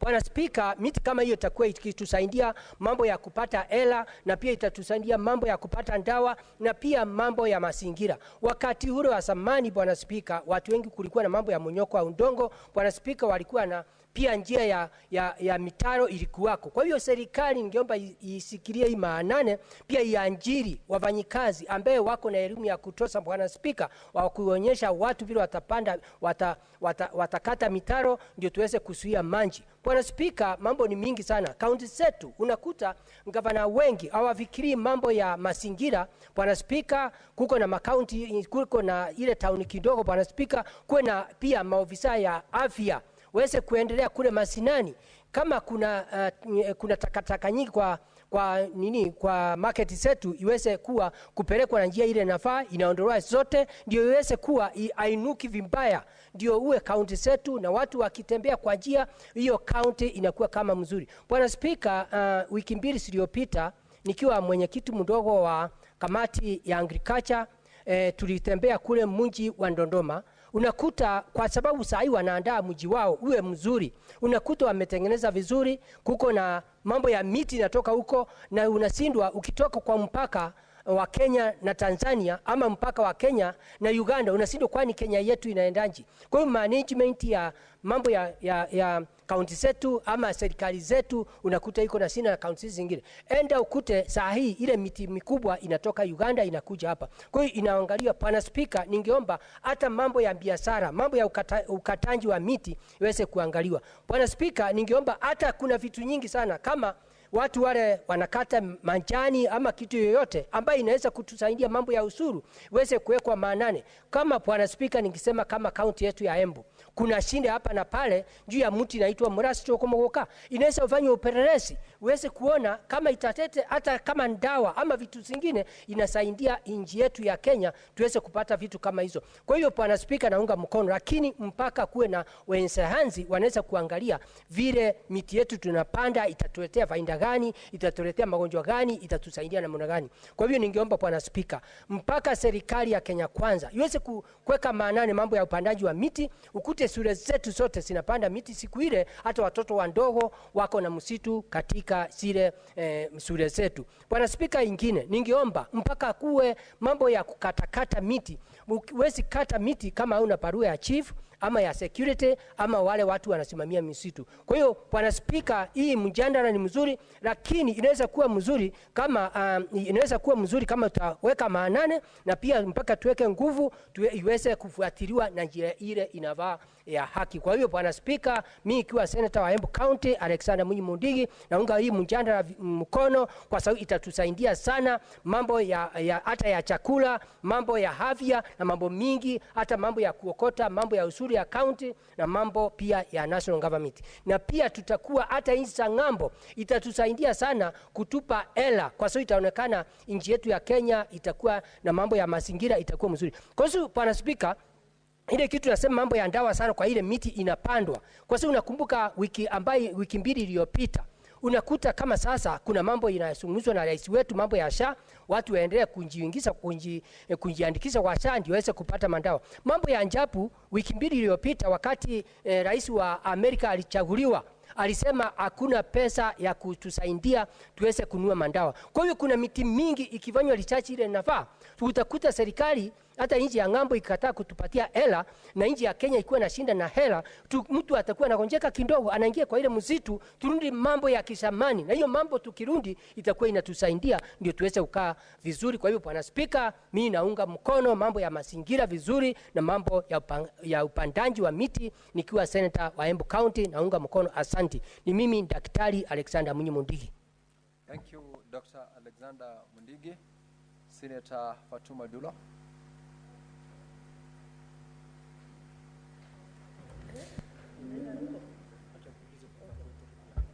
Thank you, Mr. Speaker. Mr. Speaker, let me take this opportunity to thank Senator for Garissa, Senator Abdul Yusuf Haji, for this bill that is long overdue. Mr. Speaker, or rather the amendment to the bill. Mr. Speaker, the issue of forestation and also climate change is like, it's taken aback, because this is really very important to our country, and we are facing a lot of drought in this country, more specifically in the northern part of the country. And if we seriously actually implement what is within this particular bill, we can be able to achieve a lot. Mr. Speaker, I remember those early days when some of us were young. We used to carry water to school for the purpose of tree planting and watering the trees, and everybody was actually given responsibility to take care of trees in their schools. But of late, you don't see such things happening, and I hope as soon as this bill is actually passed, we should be able to sensitize the schools, the headmasters, and the principals to actually bring back that kind of practice where tree planting and management of the trees is part of our lives. Mr. Speaker, it's important we recognize climate change in our country, because it looks like it is changing every minute. And I think if we keep pace with that particular change, we can be able to help our country and also our counties. Mr. Speaker, we need also to review policies that govern tree planting and also climate change to keep pace with the climate change and the happenings in the country, which I believe it is in the amendment of the bill. And I hope once we do that, we should be up to date as far as policies and legislations are concerned in climate change. Gender responsive, as indicated in the bill, is also very important because I'm sure, and I'm not actually demeaning the male, but normally responsibilities given to the female as far as management of a particular issue is really very important, because sometimes you will see men alone planting trees. But I think if gender aspect is taken care of it, then we can be able, Mr. Speaker, to seriously take action as far as climate change is concerned. Recently, we've been to Mandera, sorry. I have seen, Mr. Speaker, what county government of Mandera has done in actually greening the county. Mr. Speaker, the county government has actually given some budget to women planting trees and watering trees on daily basis, which is a very serious thing that is going to help those areas, more specifically the northern part of the country, where there are no trees and the climate is actually harsh. Mr. Speaker, implementation of various legislation and policies that is required as far as the law is concerned, just to update ourselves as far as climate change and the implementation is concerned. Mr. Speaker, I have seen some trees in our area, more specifically called madenge, that is causing serious harm in our areas. And I really curse the person who has introduced madenge, especially in northern Kenya, because it's really causing havoc. Animals are affected, human beings are affected. You don't even plant them, you will find them everywhere. And actually they are even dangerous to the kids and also to the animals in our homes. Mr. Speaker, we have to have serious policy as far as madenge is concerned. I have seen in some part of my county, a place called Merti, where women are given some token to be able to clear madenge, which I believe it's something that we really encourage and also ensure as a country that we are done with madenge. There were proposals, Mr. Speaker, earlier on, whether we should get license and approval by the cabinet to use madenge for the purpose of charcoal. I need to check whether that has been done, because if madenge is a tree that is really affecting our people, then we can use it for the purpose of charcoal burning instead of actually cutting down the normal trees. Madenge can be quite useful for the purpose of charcoal burning. Mr. Speaker, I would also request, and I don't know whether it's possible, Senator Haji, to be able to give responsibility to the county government to establish free seedling nurseries in their counties, so that members of public can be able to pick those seedlings and plant them. When I look back, I will see Ministry of Environment, which is called Forest Department, normally selling those seedlings. But I think as a country, if we can be able to provide the free seedlings to the members of public, they can be able to plant those trees very well and ensure that they have taken care of them in their counties. Finally, Mr. Speaker, the issue of licensing trees for medicinal purposes. We have so many trees and plants that are quite useful for the purpose of medicinal. Mr. Speaker, we need to carry out research in our country to make sure that those seedlings are useful. You will see that today, if you go to the chemists and hospitals to buy those drugs, they are quite expensive. When we have actually trees and herbs that are available to ourselves, and it's only a matter of actually financing research to make sure that they are utilized properly and they are going to be used in a proper manner, then they can be able to help our country. And we need to license those individuals who are ready to convert the trees and plants for the purpose of medicinal purposes. Otherwise, I wish to congratulate Senator Haji for this important amendment to the bill, and I hope it will see the light of the day, and also implementation of the same by relevant institution. And also we should be able to, Mr. Speaker, finally, to domesticate international obligations as far as we are concerned in our country, because you will find sometimes you have international obligations at the international level, but most of the time we don't domesticate them, and that has also been provided for in the bill, and I hope it will be able to help us and enrich the bill, and also the objective it was actually proposed for. I thank you, Mr. Speaker. Thank you, Senator Dula. Senator Miraj.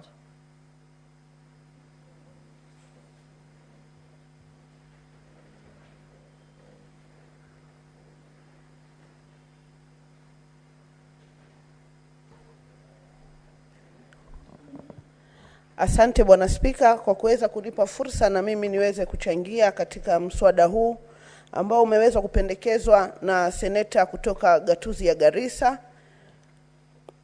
Kwa kweli Bwana Spika, nikiweza kuungana na maseneta waliotangulia, ni dhahiri shahiri ya kwamba mabadiliko ya tabia nchi yamezuru mazingira yetu sisi kama taifa, hususan kule ambao ni maeneo ambayo hayana maji yameweza kuwa kame zaidi, na maeneo ambayo yanaweza kupata mvua yamepata mvua ya kupitiliza hadi kuharibu mimea ambayo ilikuwa iwe chakula cha kitaifa. Bwana Spika, niweze kupongeza anwani inayopendekeza kuweza kupandwa kwa miti mingi zaidi katika maeneo kame. Hii ni dhahiri shahiri ya kwamba rais wetu alipoingia mamlakani aliweza kutenga siku moja ya kitaifa na kuweza kuiweka huru ili taifa zima liweze kupanda miti. Na katika kauli yake mbiu aliweza kupendekeza ya kwamba wakati tunakata keki siku zetu za kuzaliwa, tusiweze kukata keki bali kupanda mti ili kuhakikisha kizazi kinachokuja kinaweza kujivunia kwa yale ambayo tumewatayarishia kuhusiana na mabadiliko tabia nchi. Nikitaka kuwapongeza washikadau tofauti katika gatuzi yangu ya Mombasa, akiwemo mbunge wa Jomvu Bwana Badi Twalib akishirikiana na Wizara ya Usalama wa Ndani, ambao mpaka sasa wameweza kupanda miti takriban 100,000 katika maeneo ya Ganahola Creek. Bila kumsahau kakangu Amarba Wazir ambaye amejitolea kidedea kuweza kuhakikisha kwamba gatuzi yetu ya Mombasa imeweza kupandwa miti mingi zaidi. Bila ya kumsahau waziri wangu wa mabadiliko tabia nchi Bi Emily, natumai utaweza kuupata ujumbe huu. Uliweza kuja kwa ofisi yangu ya seneta maalum na ukataka ushirikiano kwamba na Mombasa kweli ni gatuzi ndogo ambayo haina sehemu nyingi za kuweza kupanda miti. Lakini kwa kauli yako mwaka wa 2023 tarehe 22 tuliweza kushirikiana pamoja na wakfu wa Mama Haki kuweza kupanda miti 200 katika maeneo ya Kikoani Cemetery. Hii ni kuonesha jitihada na umoja baina ya viongozi wa serikali kuu na serikali ya ugatuzi kuweza kuona kwamba tunaifikia ile ruwaza ya kupanda miti bilioni 1 katika taifa letu la Kenya.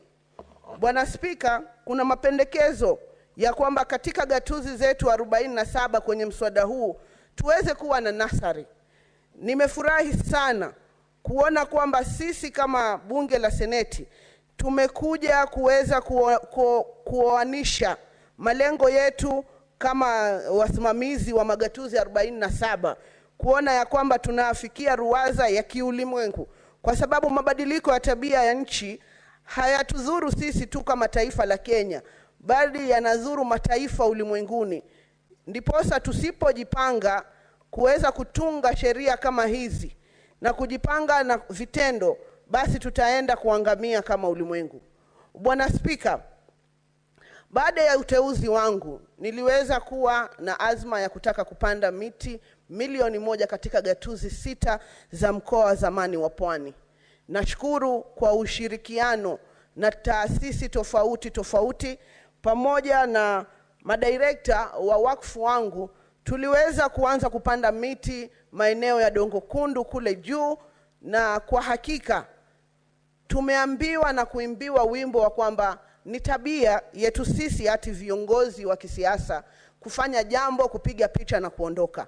Lakini kwa sababu nilikuwa na ari, Bwana Spika, niliweza kutafuta vijana wa kike ambao waliweza kutelekezwa wakapata mimba za mapema, nikawabunia ajira, na nimekuwa nikiwalipa kiwango cha shilingi 200 kila Ijumaa waweze kuenda kuangalia ile miti ambayo tuliipanda na waweze kuinyunyizia maji. Karibuni nimeweza kutembelea Wizara ya Defense na tukakaa chini na waziri, tukasema badala ya kuzunguka kila mahali kuenda kutafuta mahali pa kupanda miti ambayo inakuwa changamoto, tumeweza kama wakfu wa Mama Haki, Bwana Spika, kutambua eneo la ziwa ambalo liko maeneo ya Likoni na kuliadopt ili tuweze kupanda ile miti 500 ambayo mengine 100,000 tutapanda katika gatuzi tofauti tofauti. Bwana Spika, naezungumzia haya kwa mapenzi makubwa kwa sababu sisi ni viongozi, na imesemekana kwamba viongozi ni watu ambao wanastahiki kuangalia maisha ya vizazi vinavyokuja na sio kuangalia kura zinazokuja. Hivyo basi napenda kumpongeza kakangu seneta aliyekuja na mswada huu, na nimpongeze kwa kumwambia ya kwamba historia itakukumbuka kwa sababu umekuja kutatua tatizo ambalo kwa hivi sasa tunaliona tatizo dogo, lakini ni tatizo kubwa. Na ili kufaulu katika hatua kubwa ni lazima tuanze na hatua ndogo ndogo. Ninaamini kwamba sheria hii itakapowekwa sahihi na rais wetu wa taifa la Kenya, basi kutakuwa na mageuzi makubwa. Yangu ni kurai kwamba tunapokuwa tuna implement, Bwana Spika, haya mapendekezo ya sheria, ni pendekezo langu kwamba tuweze kuwaweka vijana wa taifa la Kenya ambao wamekumbwa na changamoto ya ajira. Tuweze kuwaweka wale watoto wa kike ambao wametelekezwa kwa kupewa ujauzito, kwa hivyo wamekosa kuwa na imani ya kwamba wanaweza kutoboa katika maisha. Tuwape majukumu, tuwatwike majukumu ya kuweza kusimamia nasari hizi ambazo tunaweza kwenda kuziweka. Hii miche itakayokuwa inapandwa iwe ni miche ambayo itasimamiwa na vijana wa kike na wa kiume wa taifa la Kenya. Iwe ni njia mojawapo ambayo tumewabunia ajira. Kwa hayo mengi machache, hongera kaka, na ningependa bunge hili iweze kuibeba kwa uzito mkubwa sheria hii. Asante Bwana Spika. Asante sana Senator Miraj. Ndampa nafasi Senator Veronica Maina.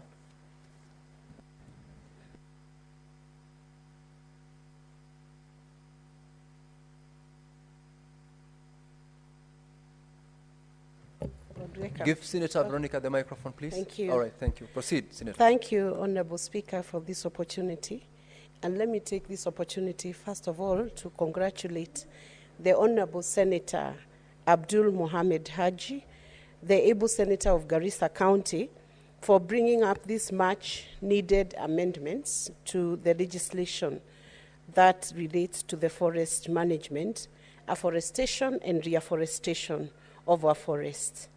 Let me first say the reason why these amendments are so crucial and timely is because a time has come for counties to be very intentional in how they promote afforestation and reforestation. I say this, Mr. Speaker, because we have seen the number of activities that the counties are engaging in, and a lot of questions should arise in the audit of the activities of the counties and the impact of the activities or how resources are being allocated to various functions in the county, and the usefulness of the resources, the utility of these resources by the counties. Mr. Speaker, sir, it is unfortunate that even when we have had a policy of afforestation, the counties have not taken up this challenge in a robust manner to secure our future and the future of our generation, especially in light of the climate change, which has posed a lot of danger to the existence of our communities, existence of our livelihoods, and even our very own existence as human beings, Honorable Speaker. If you visit other jurisdictions, you will find that governments and communities have become very sensitive to how the environment is being managed and how it's being conserved. Indeed, many incentives are offered in other jurisdictions for proper conservation and for proper management of forests, conservations of a natural environment, including lakes and seas, Mr. Speaker. But unfortunately, we have not reached a level of sensitivity within our governance system where it becomes a lifestyle, Honorable Speaker, like what we have seen in places like in Norway. Honorable Speaker, if you visit, you have a chance to visit Norway or Sweden, you will be amazed by the number of forests that are in that area. You'll actually not know you have arrived at their capital city because the forest cover is very high, Honorable Speaker. However, we have had the very unfortunate incidents that pollution from other places has actually, through climate change, affected how our forests have been conserved, how our environment has taken up the climate change, Honorable Speaker, and it is time that these amendments are introduced and become law so that we move from policy to law and bind governments, both levels of government, both at national and at county level, to ensure that it has become our responsibility to implement management plans to ensure all forests, including public forests, Mr. Speaker, are properly conserved and properly managed. Honorable Speaker, we have noted also, and I have noted, Honorable Speaker, that unfortunately this has remained a call from the national government, which is a lone call and only happens if a certain date is stated as a National Tree Planting Day. However, this legislation now must make it a grassroots lifestyle, Mr. Speaker, so that every corner of this nation can then enjoy a better forest cover. And eventually, Mr. Speaker, we will find that even food security will be more assured with a better forest cover.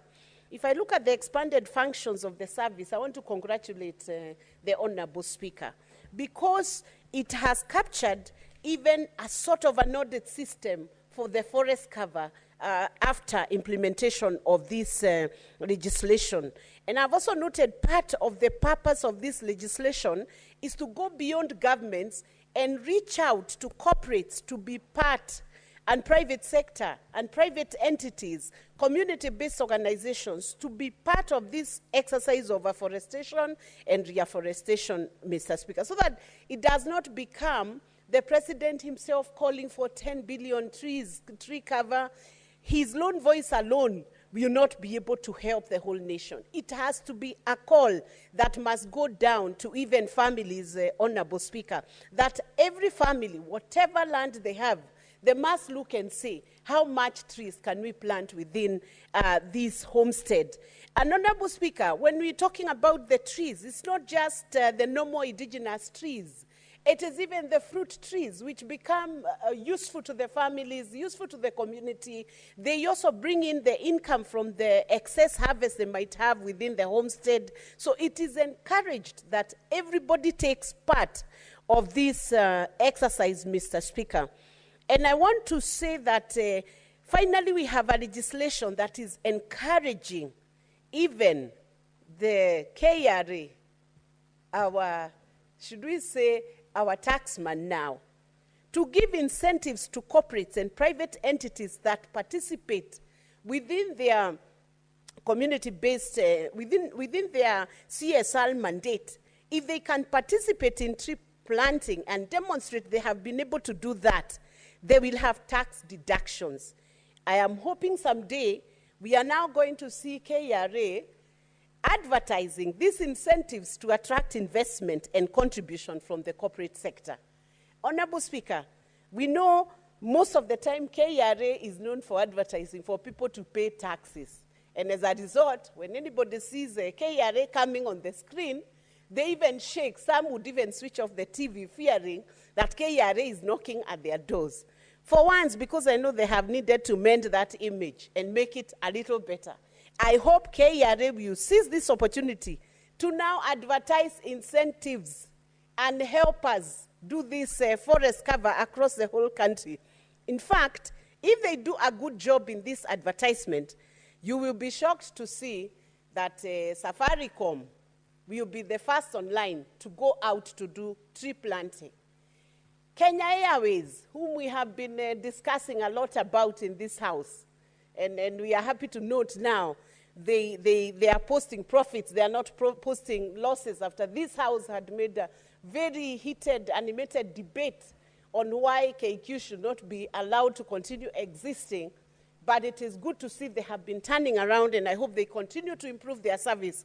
We will be seeing Kenya Airways being in the lead in ensuring that we have a forest cover. And corporates are going to account to the public on what they are doing, even in tree planting in different counties. EABL, which has been very, it has been very strategic in the manner in which it's handling matters of environment. We want to see a better report, even from EABL. Improve the tree cover in the counties. And of course, there are many other corporates and entities which are within the Republic of Kenya, which can assist in making sure that we have tree planting programs, and also including the youths in the program. Honorable Speaker, can you imagine that entities may not even have, people may not even have enough seedlings to go planting out there, while working with county government, national government, private entities, the youths can be engaged to do the tree planting nurseries. What has stopped us from doing that? Why can't we now then, after this legislation is passed, use this legislation to ensure that our youths are engaged? And I want to request the Honorable Senator to ensure that in the crafting of this bill, you do an incorporation of how the youths who are energetic and whose energy can be used for tree planting nurseries, for grooming nurseries, to come on board and help us do the seedlings. And I want to also say, looking at the functions that have been assigned under Section 8 of this, the Environmental Laws Amendment Bill 2024, when I look at those functions, and I look at the service being entrusted with ensuring that they implement management plans, in those plans, we want to see inclusion of the youths and the women. And why do I say this? Because I have noted certain groups of women have been trying to do the tree nurseries, Honorable Speaker. And we must be able to encourage them. And I want to ask the private entities to be able to pick up those groups, not those groups who are managing those tree nurseries, and ensure that they are propped up, they are funded, and they are paid for the time they are using to do the tree planting activities. And the service should be mandated together, working together with county governments to ensure that the research is properly done for all the counties, so that the species of trees which are not suitable for certain counties must not be allowed to grow in certain counties or must not be planted, so that it's not a blind exercise. It is an exercise that is informed by research and is informed by best species being sent to the accurate counties, to avoid a situation where we have the blue gum. It is called, in Kikuyu, it's called ni kama inakunywa maji. It sucks water from the soil. We should not have that blue gum within the areas where it is just accumulating and taking water away from the environment. But in its place, we should have the scientific researchers tell the counties what kind of trees are suitable to which counties. So this service has a lot of work to do. And they must work, not in a commercialized sense, but driven by purpose to ensure that counties will benefit from this legislation. And then, Honorable Speaker, I want to call out and to congratulate the groups that have been doing certain very good work. Babu Project Group, which is driven by 20 women groups in Kamahoha Ward. I have not known them myself, but they have reached out to my office to say that they are doing bamboo for Kenya, and they are women groups. They have organized themselves, made their own initiative, and if these grassroots women can do that, how much more can each of us then do to ensure that we promote afforestation and reforestation?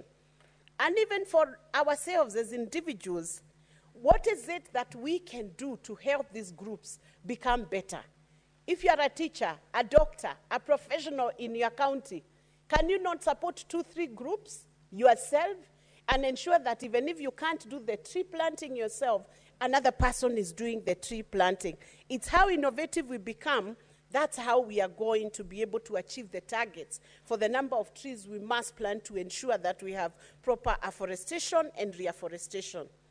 Let me also say, Honorable Speaker, that this legislation now seems to lock down on support from even organizations beyond the private entities, including religious organizations, CBOs, mosques, temples, all those organizations which are able to mobilize people. Can we then have a day when all the Christian churches say, today is our day for planting trees? Can we have a day when all the mosques say, today we are the ones driving the tree planting exercise?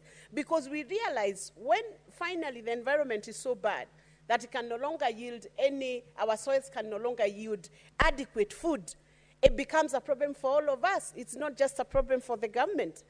And then I want to challenge our honorable senator, who's done a very good job in these amendments, to ensure that this legislation, this amendment, is comprehensive in nature.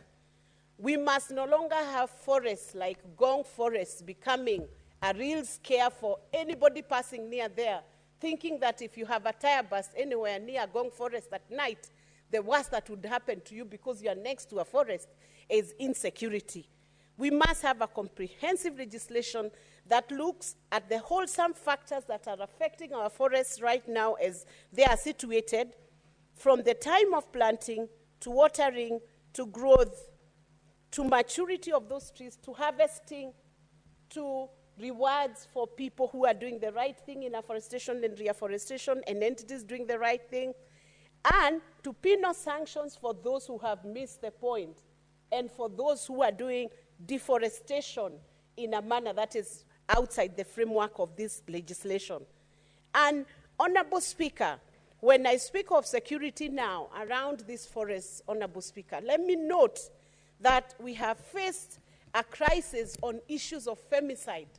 It is unfortunate that we find that sometimes the women who have been butchered, their bodies have either been thrown in rivers or have been thrown in forests. Honorable Speaker, and not just the women, even all persons that may have faced such calamities, Honorable Speaker, it is a big shame and it is terrible. We must also ensure that this forest, the legislation covers the security aspect of the forest, so that if a community or a CBO is going to do reforestation in places like Wanjerere up there in Muranga or in Kiamuturi, those women are safe, those youths are safe, to make sure that the exercise continues to become not just challenging, but it becomes rewarding and it becomes something that the community is appreciating. With those many remarks, or few remarks, I want to congratulate the Senator and to hope that this Environmental Laws Amendment Bill will be passed by the rest of the Senators. Thank you. Senator Wamatinga Wahome. Thank you very much, Mr. Speaker, for giving me this opportunity to also contribute to this important amendment that has been moved by a member of County of Garissa, the Senator for Garissa. Indeed, Mr. Speaker, environmental conservation, afforestation and taking care of the climate change, ensuring that our future generation get a sustainable environment, is a responsibility that we have both legally and morally. Having said that, Mr. Speaker, it cannot be overemphasized that climate change has led mostly the third world countries in Africa to suffer the most. We've seen changes in rainfall pattern, we've seen extreme droughts, we've seen extreme floods, and Mr. Speaker, these have mostly affected children and women living in the rural setups. It is also not lost to us, Mr. Speaker, that fundamentally most of the African nations, Kenya included, failed to establish well-structured urban setups, and therefore, whenever there are disasters that have been occasioned by floods, they suffer the most. Mr. Speaker, sir, I would want, therefore, to take this opportunity to thank the Senator for Garissa for having come up with these amendments, because this is what Kenyans are expecting from us. Mr. Speaker, sir, it is in this line that Wamatinga Foundation, one that I founded and lead, established a club toto in primary schools, club teen in secondary schools, so that we can try to encourage the youngsters at their young age to take environmental protection, tree planting, and most importantly, tree growing as their responsibility. We know that we have had this campaign in successful governments, but, Mr. Speaker, an important misstep that we've continued to miss is that we plant trees, but we don't grow them. Many a times, we've gone on drives and mass planting trees, but then they are left at the mercy of the nature to mature. This is one of the major challenges, and therefore, we need to have a change, a paradigm shift in the way we do it. We move from tree planting to tree growing. And this can only happen if we embrace a culture that will encourage people, and I like what my fellow senator, nominated senator and the future of Murang'a has said, that indeed we must create incentives around tree planting so that it does not only attract tax relief, but also in a way that corporates can be able to engage in a way that they'll reduce their tax burden. This way, Mr. Speaker, we'll create enough incentives so that we can ensure that corporates participate in tree planting and tree growing, and we can see that these trees get to maturity. Mr. Speaker, we know that there are new emerging markets of carbon trade. These, and I'm happy to be a part of the RANS committee that tried to debate and debated on the way it can become tradable in the local market. Mr. Speaker, it is also not lost to us that the change in the geopolitics internationally, and more so the election of a new president, Donald Trump, who does not seem to put as much emphasis in extending the helping hand to the third world countries, it is a challenge to us to come up with innovative approaches that will ensure that we sustain our projects without over-reliance on donor funds. And this is why, Mr. Speaker, sir, I would want to thank and to encourage all Kenyans, and mostly I would want to start by thanking the President for the introduction of some of these taxes, that is like the eco-levy, that will ensure that people are enticed not to consume goods produced from outside, but at the same time, a kind of a tax regime that will ensure that those who produce locally and environmentally friendly goods also get a kind of tax relief. And these are some of the things, Mr. Speaker, that I think we as senators should be on the forefront to champion, because we must now look at the world dynamics and be also fully aware that the change of geopolitics in the world can affect this country, because mostly we've relied on budgetary bridging gap measures that are donor-driven. Mr. Speaker, having said that, I would want also to say that it is also our role as senators to encourage our county governments to ensure that they embrace agroforestry as a way of employment. Mr. Speaker, sir, trade in forest product can be a good source of employment, also a good source of own source revenue for the county government. But this can only happen if we ensure that we encourage our people, we encourage our counties to not only create a nurseries for seedlings, but also to portion a substantial amount of money in this sector so that as we seek to protect the environment, we'll also be increasing our own source revenue at the same time. Mr. Speaker, sir, it has been said, and I want also to emphasize, there are some species of trees that have been planted, and it is also important to note that the colonialists introduced these species of tree because by the time they were coming to colonize this country, there was a lot of swamps around, and therefore they brought a brugam, eucalyptus, so it's called, so that they could be able to absorb as much water. Several years down the line, Mr. Speaker, now we have a situation where we have a declining water level, we have declining riparians, we have declining rivers, and therefore, we should also, as a government, ensure that we make planting of eucalyptus, or commonly known as the brugam, illegal, and the ones that have been planted, and especially along the riverbanks, should be felled, because if we don't do that, then we know that we will be encouraging desertification, and most importantly, we will be seeing that the water levels in our land continues to reduce. Mr. Speaker, sir, finally, as I wind up, I want to also encourage members as we embrace the tree planting day. It is also a responsibility that we should take, whichever occasion one attends, be it a church, be it a wedding, be it a funeral, be it a fundraiser, to sensitize people on the importance of ensuring that we grow these trees. It has been said here, and I don't want to repeat it, some of the trees are not only of medicinal value, some of them like fruit tree, avocado, mangoes, oranges, can also be used as an alternative source of food, and especially now that we know that moving forward, we'll be relying a little more on the donor-driven and on locally produced goods. Mr. Speaker, sir, as I congratulate the member for Garissa, I would want to say that I would be a happy person to see this being realized. But we should not stop there. We should go ahead and say the corporate world, led by the KLA, led by the government organizations, we must join up as a team and ensure that moving forward, this country does not only become green, but it also becomes sustainable for the future generation, because that is our obligation, and we must ensure that we do that. And therefore, that is why, Mr. Speaker, sir, I personally established the Matinga Foundation, which has now so far planted over 500,000 seedlings, and we will continue. And the way we are doing it is we are giving kids, and we've come up with an approach where we give school-going children an adopt a seedling, and then they grow with it. By the time they finish their school, they'll see that indeed it is in their hands to transform this country. Therefore, Mr. Speaker, I support. Madam Speaker, I support.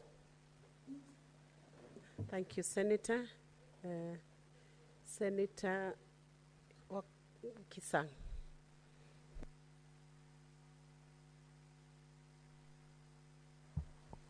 Good. Thank you, Madam Speaker.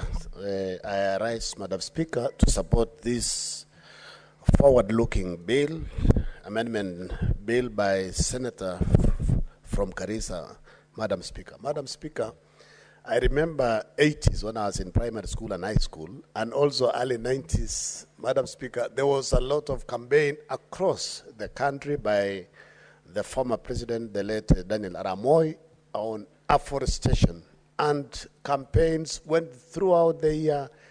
When in primary school, children were encouraged to plant trees and grow trees. And when you go back to your former primary schools or high school, Madam Speaker, and you see the number of trees that we grew, you get proud. Proud, Madam Speaker, because of what we did. And in a great way, it assisted in terms of the climate change, Madam Speaker. Madam Speaker, I think there was an between 2003 up to 2013, Madam Speaker, I think there was some, we did not do proper campaign, even up to 2022, Madam Speaker. We didn't do a lot of campaign on afforestation, Madam Speaker. That is why you see the lakes across the Rift Valley, Madam Speaker, there has been a rise in the volume because of climate change, Madam Speaker.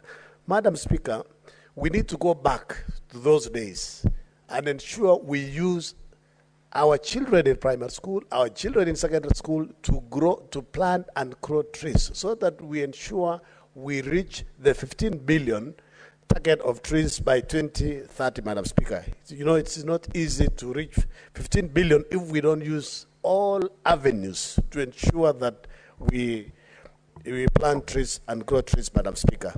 Madam Speaker, there are very many benefits when we do afforestation.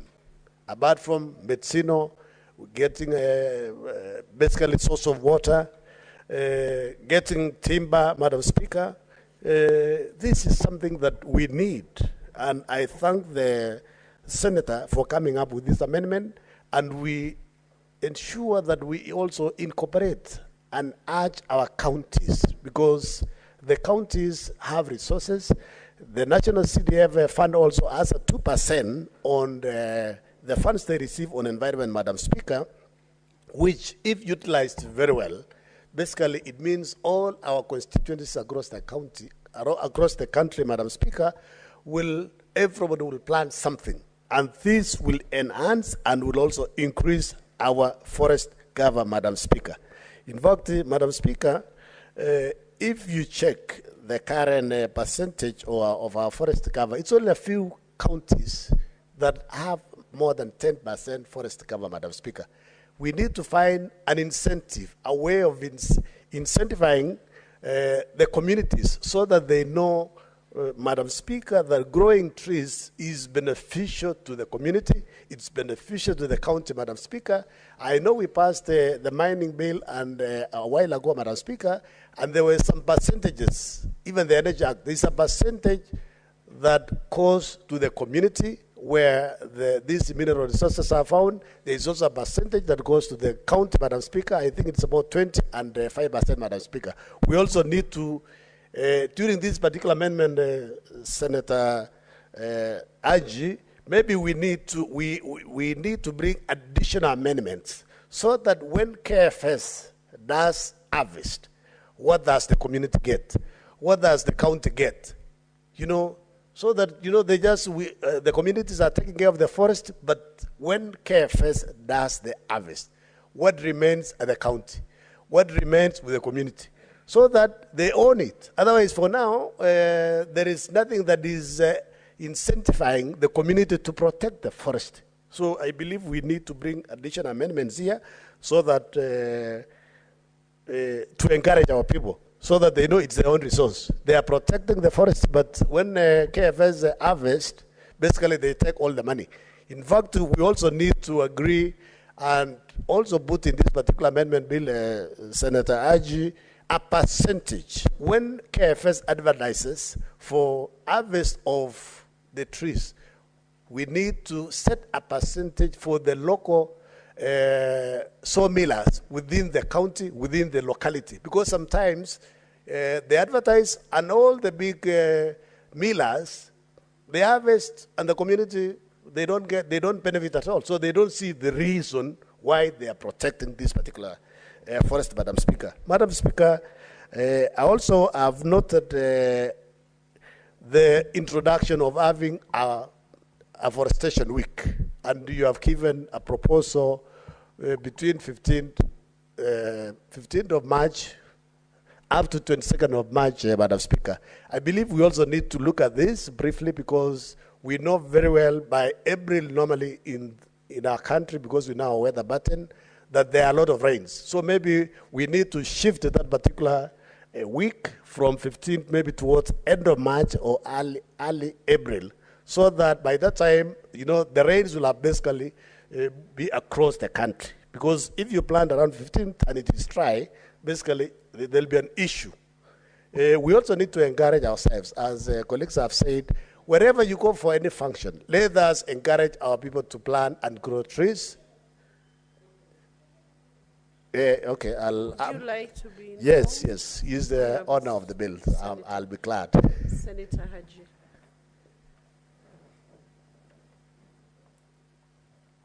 Thank you, Madam Speaker, and thank you, Senator Kesang, for your submission and support of the bill. I just wanted to inform you the week for tree planting that has been proposed in the amendment bill is supposed to coincide with the International Tree Planting Day. So in terms of moving, it will be a little bit difficult. Thank you, Madam Speaker. Right, okay, then it is noted. But basically, tree planting, we can just make it a continuous exercise. We can observe the international one, but we encourage our counties to do it throughout so that basically it becomes a way of life. When it becomes a way of life, basically it means all the time when you go to church, you plant the tree, you go to school, you encourage, you know, our people to plant trees so that basically we achieve this cover and we sensitize our people that it is important for so many reasons, Madam Speaker. Madam Speaker, with those few remarks, I support the bill and we encourage our colleagues that we support it. And I hope, Senator Aji, you've also looked for a co-sponsor in the next house because, you know, as we discussed yesterday, most of the bills that we pass in this house, when they go to National Assembly, they either stay in the shelves for too long or they die there. So please ensure that you get somebody to push it for you on the other side. I submit. Thank you. Senator Abbas. Thank you, Honorable Speaker. I want to join my colleagues also to support the bill. I want to thank the move of the bill. I think it's the right time that we take concern of our environment and the afforestation of our lands. As aware, this country, the certification is actually encroaching so much into our lands, especially in the northern part of Kenya, and even within the Mount Kenya area. But because of deforestation, the indigenous trees are disappearing. And as a result, the land is left bare. The rainfall is so unpredictable that sometimes we might not receive the rightful rain because of the deforestation ongoing. And therefore, I think the bill now is actually giving concerns to afforestation programs, which has been there many years, but of late it has been left out. Initially, it was mostly driven by donors, but this is the right time that we need to get budget for budgetary allocations for this program of deforestation. Afforestation. Honorable Speaker, the climate change is with us, and it has affected any part of this country, all parts of this country, adversely.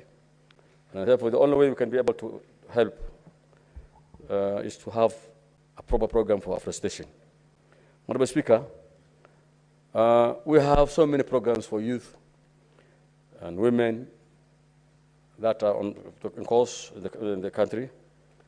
But of course, if this is well planned, and the youth are engaged in afforestation programs in every part of the country, the same funds can now divert it for afforestation while they're still being paid, where they can be able to produce seedlings, where they can be able to do the waterings.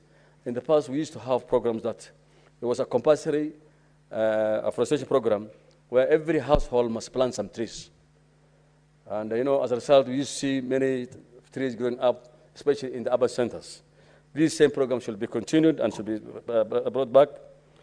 And actually, our approach should be the indigenous trees, because indigenous trees will not have much need for water and will be able to resist the drought and the climate changes. Because if we have some exotic trees, then I think we will not do very well, because I can see many trees are now the indigenous trees have been replaced. Honorable Speaker, one other thing is actually northern Kenya suffers most of deforestation as a result of refugee camps, and especially even Turkana. As aware, this part of the country, you know, because of frequent drought, most of the trees are dying. But what happened now is even the trees that are still surviving, the refugees are cutting them and drying them, and the land is being left bare. So I think these kind of programs, we don't mind having the refugees, because if they have a problem in their countries, we can still accommodate them. But the problem is the United Nations UNHCR and all other Department of Refugees in the Foreign Affairs should have programs to be able to help the locals to do some afforestation. Every three cuts, then they should replace with other one. And so that at least we'll be able to maintain the forest cover in those areas. As it is now, it's just became a bare land. Honorable Speaker, we also need to have inculcate the idea of reforestation and afforestation to schools. Actually, you know, the child is still young. You must show that what it means to have trees, so that they can have that nature. I mean, they can nurture and have the feeling that the importance of having trees everywhere. There should be school competitions. The schools which are well forested, they should be rewarded. The schools should be paid some amount of money, so at least they can produce more and more trees, and they can forest their schools, so that in case we can be able to impart drought desertification in those areas. Madam Speaker, one other thing is the biggest challenge we have is actually settlements. You see, the population is increasing by the day, and more people need land. And what happens is they try to settle everywhere without plan. If you go to the other world, there are specific production systems for every area. If it's a place for farming or agriculture, it's done for only agriculture. Settlements has its own places. So, but unlike in Kenya, where everybody settles where he wants or she wants, I think that should be stopped. That we must have a proper planning for even people settling, because I know it is a population boom. People are increasing by the day, but of course we need to reserve our forest. People are now encroaching forest. If you see even Karura forest now, people are building houses. They say, oh, that we can be able to maintain the forest. It's not possible. Once you make encroachment, when trees are cut, and everybody wants to settle in the best place of Karura forest, and therefore it's a high time that we must fight. Like the famous, what do you call that lady? Yes. So we must fight for the maintenance of the forest, and stop those guys who have little money rushing to the forest site of Ngong and Karura and these places. Honorable Speaker, one other thing is we can minimize, we can do what you call forest tax holidays, like the way it's said in the place incentives, so that at least every corporate must be able to produce a certain number of trees, and they are planting trees. They support some programs for the forest. I think that's the only way that we can be able to maintain, to have forest issues. And one other thing that the bill is not showing very well is the laws, the enforcement. The enforcement laws in forestry, afforestations, and the reservation of the forest is actually very weak in this country. So I think we need to have a very strong laws to be put in place, so that at least the consequences of cutting trees and afforestation, so that we can be able to maintain our forest cover. With those few remarks, I beg to support the bill. Thank you, Madam Speaker. Well, thank you, Senator. Senator Wakili Hilary Sige.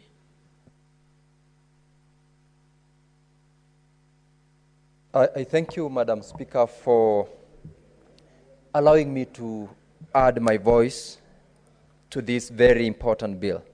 I first like to start by appreciating the Honorable Senator Abdul for sponsoring such a very important amendment to the bill, because, Madam Speaker, lately we do have the conversation around climate change as one of the most favored topical issues because of the need to conserve our environment, and this particular amendment has come at a very critical time where most, if not all, of the conversations, including in our schools, have got an aspect of tree planting and protection of trees and our forest cover. Madam Speaker, I will directly speak to the various clauses which the bill proposes to amend. And as I start off, Madam Speaker, with the proposed amendment to Section 8, where, as earlier on alluded by the Honorable Senator Matinga, I would urge the Honorable Senator Abdul to consider adding a provision under that particular proposal, so that we seek to promote the planting and growing of trees. This, Madam Speaker, is as per the provisions as proposed of Section 8, which reads, Section 8B, promote the planting of trees on all public land in each county, promote afforestation and reef afforestation in arid and semi-arid areas in the country. I propose that the word grow be included after the word planting of trees, so that we don't only do the act of planting the tree itself. The most important aspect of tree planting, or rather afforestation, is growing of the trees, and it can only happen when we protect the trees which we have planted, and if that is possible, that will give a lot of effect to the provisions that is proposed to amend under Section 8, as well as Section 21 of the Forest Conservation and Management Act, subsection 1, which inserts an additional provision that will read, shall promote the planting of trees in all public land vested in the county government. Madam Speaker, that being a very important step in making sure that we achieve the objective of this act, because planting these trees without giving some policy direction in terms of law and even protection will not lead to us achieving those objectives. And I therefore urge the Honorable Senator Abdul to consider that provision.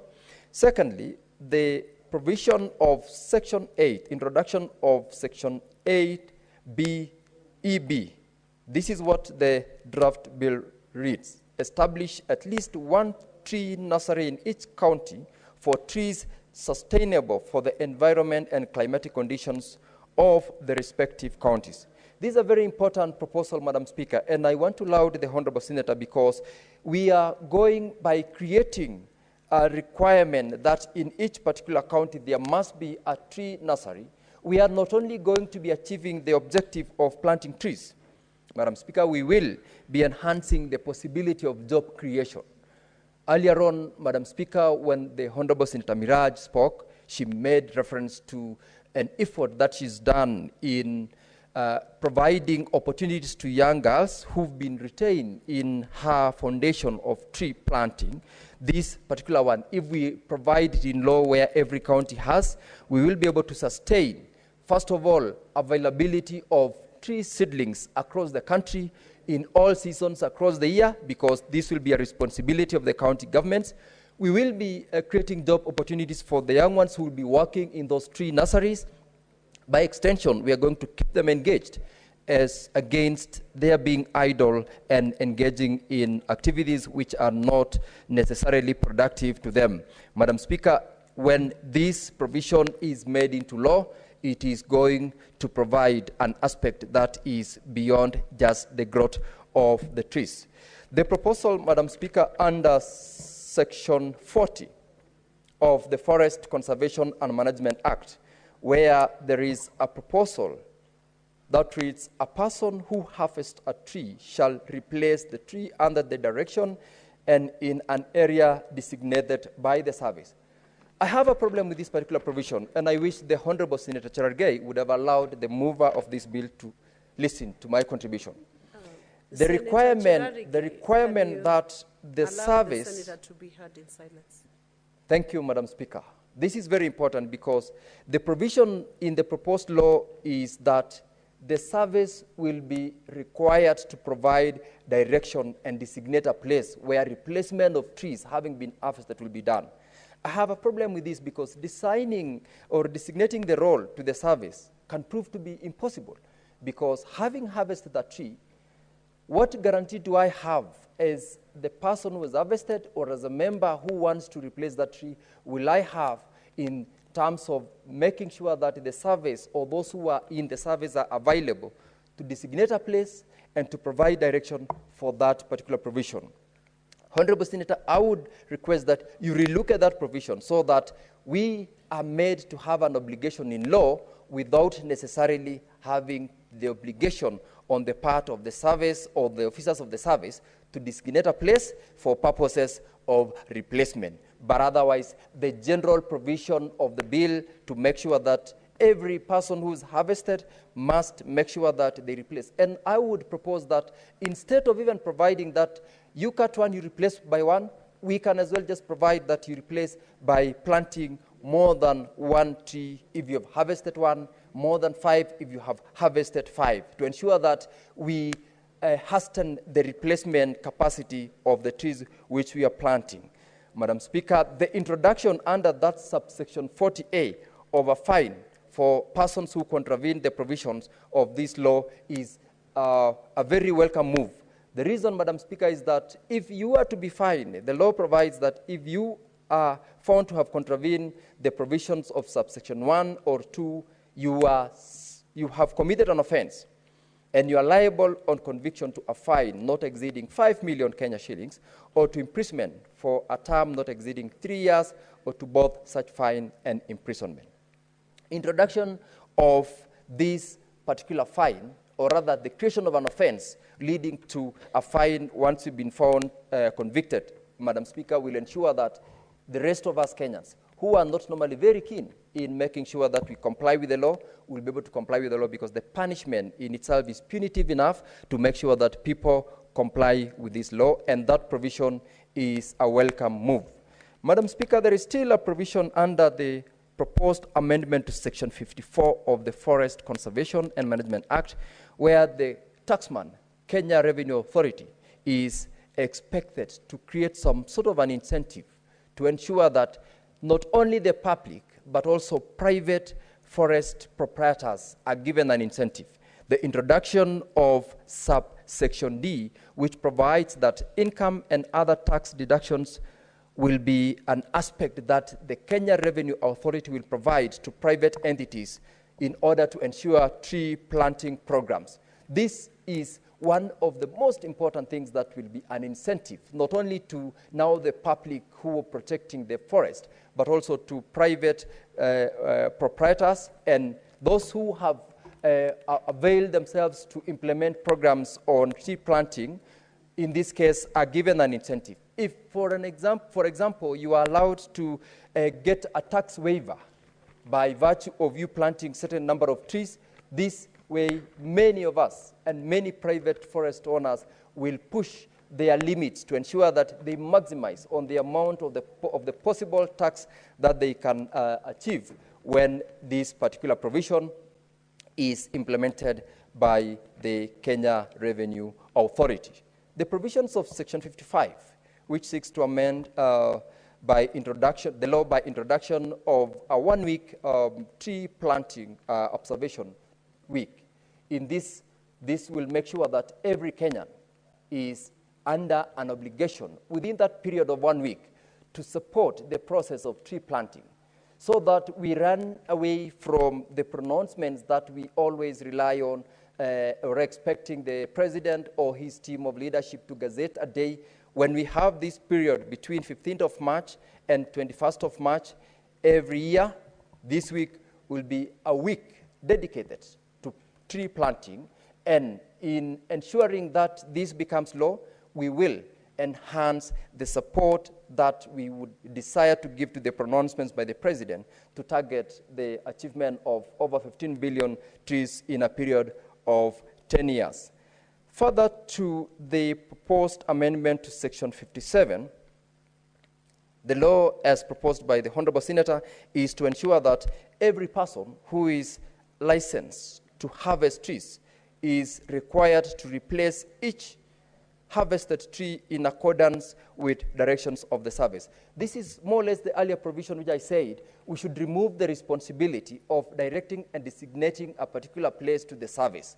Whoever has been licensed to harvest trees, because we have got so many sawmillers across the country who harvest trees when they are mature enough, this requirement that they are in law supposed to replace trees, we should remove it from the service to direct and provide it in law that once you have been given a certain number of trees to harvest in a certain forest, whether it is public or private, as a licensed harvester or as a licensed person, you are under an obligation or required to replace them. It is a good move. What we only need to do is to make sure that we have got a policy on implementation so that those who are unable to implement within the provisions of that law are made to be subjected to the provisions of law in terms of creation of offense and also the penalties available. Madam Speaker, when you look at the forest cover from across the country, I have looked at the statistics, and the county that I represent, Bomet County, has got a forest cover of 24%. That is not enough. We are targeting to push to make sure that we have beyond 50%, and the sponsor of this bill, Senator Abdul, has got a forest cover of 10.3%. This is a very important proposal that Senator Abdul is making. It will support in ensuring that we not only achieve the presidential call to enhance tree planting to make sure that we achieve the 15 billion within 10 years, but also ensures that we go by the global move currently in terms of protection of the climate, protection of our forest cover, and the benefits that come alongside creation of very many forests within our areas. To the Honorable Senator, this is a very important bill, and I support and look forward to all the members, both within this House and outside this House, to support this move to make sure that we enhance our forest cover in the entire jurisdiction of Kenya, and we gain the benefits of the extended tree cover. Madam Speaker, I thank you and I support. Thank you, Honorable Senator. Senator Margaret Kamar.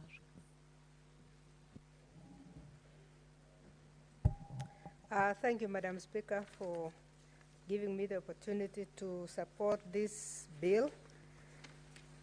And I would like to congratulate Senator Haji for coming up with a wonderful piece of legislation to take care of our forestation programs. Madam Speaker, I would like from the onset to mention that promotion of afforestation and reforestation in arid and semi-arid areas has been very low. And I think what this law is doing is to be deliberate in bringing afforestation, and I congratulate our colleague, because 80% of Kenya is ASAL. It's arid and semi-arid. It's only 20% of the country that actually has enough moisture for us to say that you can plant crops. And unfortunately, we are losing more land. We are losing Kiambu. We are losing a lot of Limuru pieces of land to buildings. So we are reducing the 20%, and we have the 80% that requires a lot of attention. So this bill is going to do wonders once it is implemented, and I think it is very important that we not only support, but we also implement. We push for the implementation of this afforestation of ASAL areas of this country. Madam Speaker, promoting the planting of trees at all public institutions is a very quick win.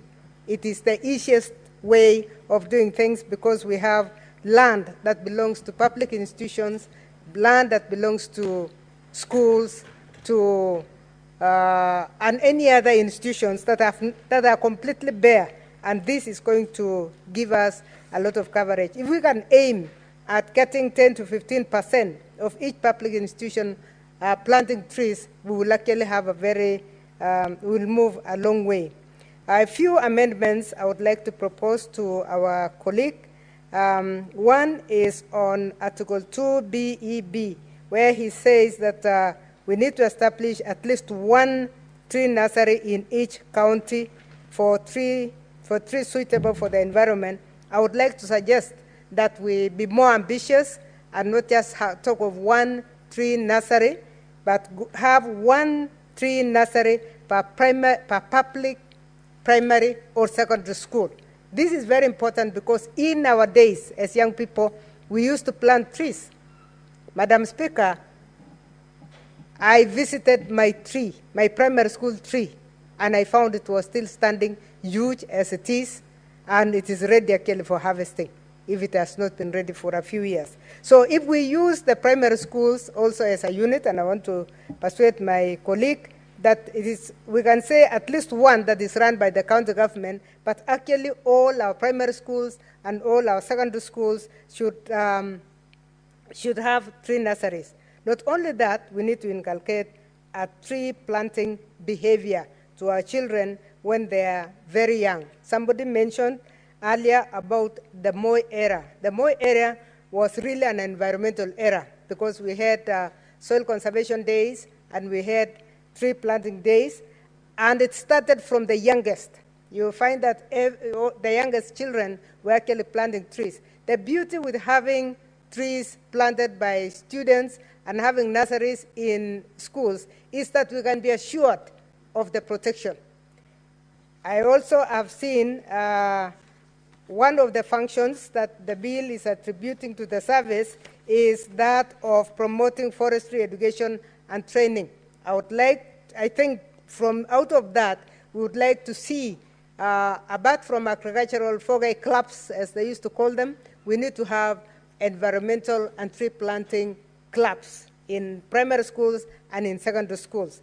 Not to mention that with CBC coming, it is very important that we also have a course on afforestation, conservation, and climate change, so that it becomes part of us and part of what we are doing. So tree planting, I think we need to go back to make ourselves very sensitive, make our children very sensitive to environmental behavior.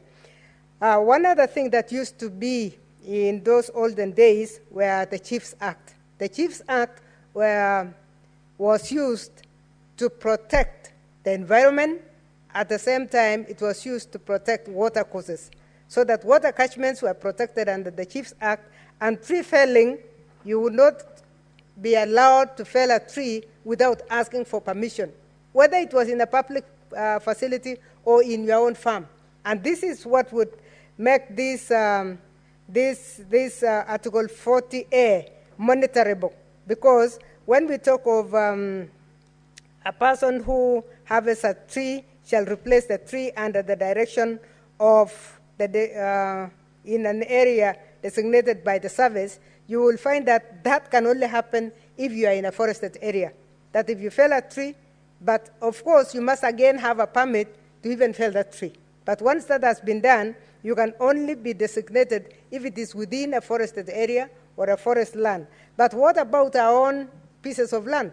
We need to start controlling the tree felling. I remember when tree felling was banned, it was banned even in private lands, and it helped regenerate forests within the country. So we need to relook at that and see how we can marry the Chiefs Act so that, as our colleague Wakili Segei was saying, on the issue of on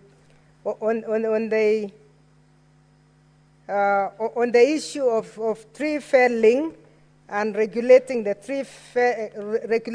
the felling of the trees, it is not only by permits permits from the service, but it is good to make sure that there is accountability on the ground. So let's see how we can bring it down so that the Chiefs Act can also be, we can affect the Chiefs Act much later. We can revisit that if it is still there, because I don't think it has been referred to in a long time. But we can bring what was in the Chiefs Act also here, so that we are talking of the designated service / the chiefs of the area. Those are the people who will see from the first instance if things are going wrong, and they are the ones who can monitor if you have actually planted or not. I think when we talk of forest conservation, for us to be able to conserve, let's conserve both what is in the public land and what is in our private lands. Madam Chair, the other thing I want to persuade my colleague is that is the issue of a planting week. I wanted to persuade him to have a planting month. Planting month from 15th of March to 15th of April. Why? It's because of the rainfall pattern that is in this country.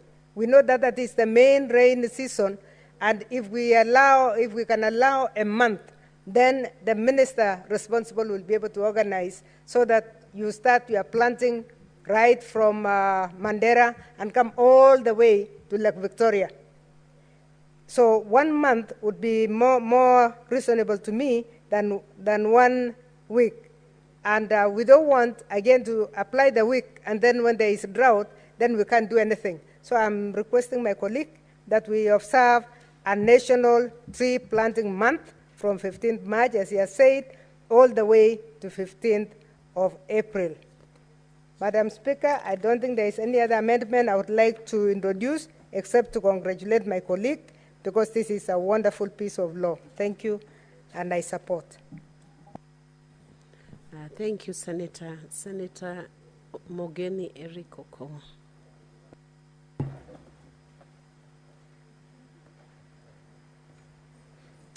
Thank you, Madam Speaker, for giving me an opportunity to also contribute to the Environment Laws Amendment Bill that have been sponsored by my good friend, Senator Haji. Madam Speaker, in the era that we are living in, we all know the pose that is posed by climate change, especially careless cutting of trees. What is occupying the attention of many governments now is the idea of protecting our environment and ensuring that our countries have good forest cover so that we have sustainable management of our forests. So I want to thank Senator Haji for coming with this bill that introduces some punitive measures and that also wants to guide our county governments on the steps they need to put in place to ensure that we attain a good forest cover. And Senator Haji, this did not start just with you. If you read our 2010 Constitution, it prescribes that as a country we need to attain 10% tree cover of the entire country. So what you are doing is trying to align these laws to the spirit and the intention of the 2010 Constitution. So I'm fairly impressed with the ideas that you have incorporated in this bill. And some of us who are in primary school during the tenure of President Daniel Arap Moi saw a sustained campaign by the late President Moi to plant trees, even on road reserves. When I was in class 5, and I was traveling from Nyamira to Kericho, where I was a primary school student, we were stopped in a town called Kapkatet. I'm sure Senator Joyce knows that place. We were stopped in a place called Kapkatet, and the DCs were implementing a decree that had been issued by President Moi. Any public vehicle that was plying that route, and I believe in other public roads, were being stopped. You step out, you plant a tree before you proceed. And I think what Moi wanted to achieve was to create an environment of what we see in the US. If you drive in the US, on both sides of the road, it's basically a forest. And I think that's what Moi wanted. And up to date, if you travel between Sotik and Kericho, you will see a tree cover on the road reserve. That is an effort that was spearheaded by President Moi. Even the idea of soil erosion. You know, what we forget is that afforestation contributes a great deal in ensuring that deforestation does not take place, and more so, soil erosion. Moi did a fantastic job, Madam Speaker, only that as Kenyans, we did not follow. We did not take it seriously.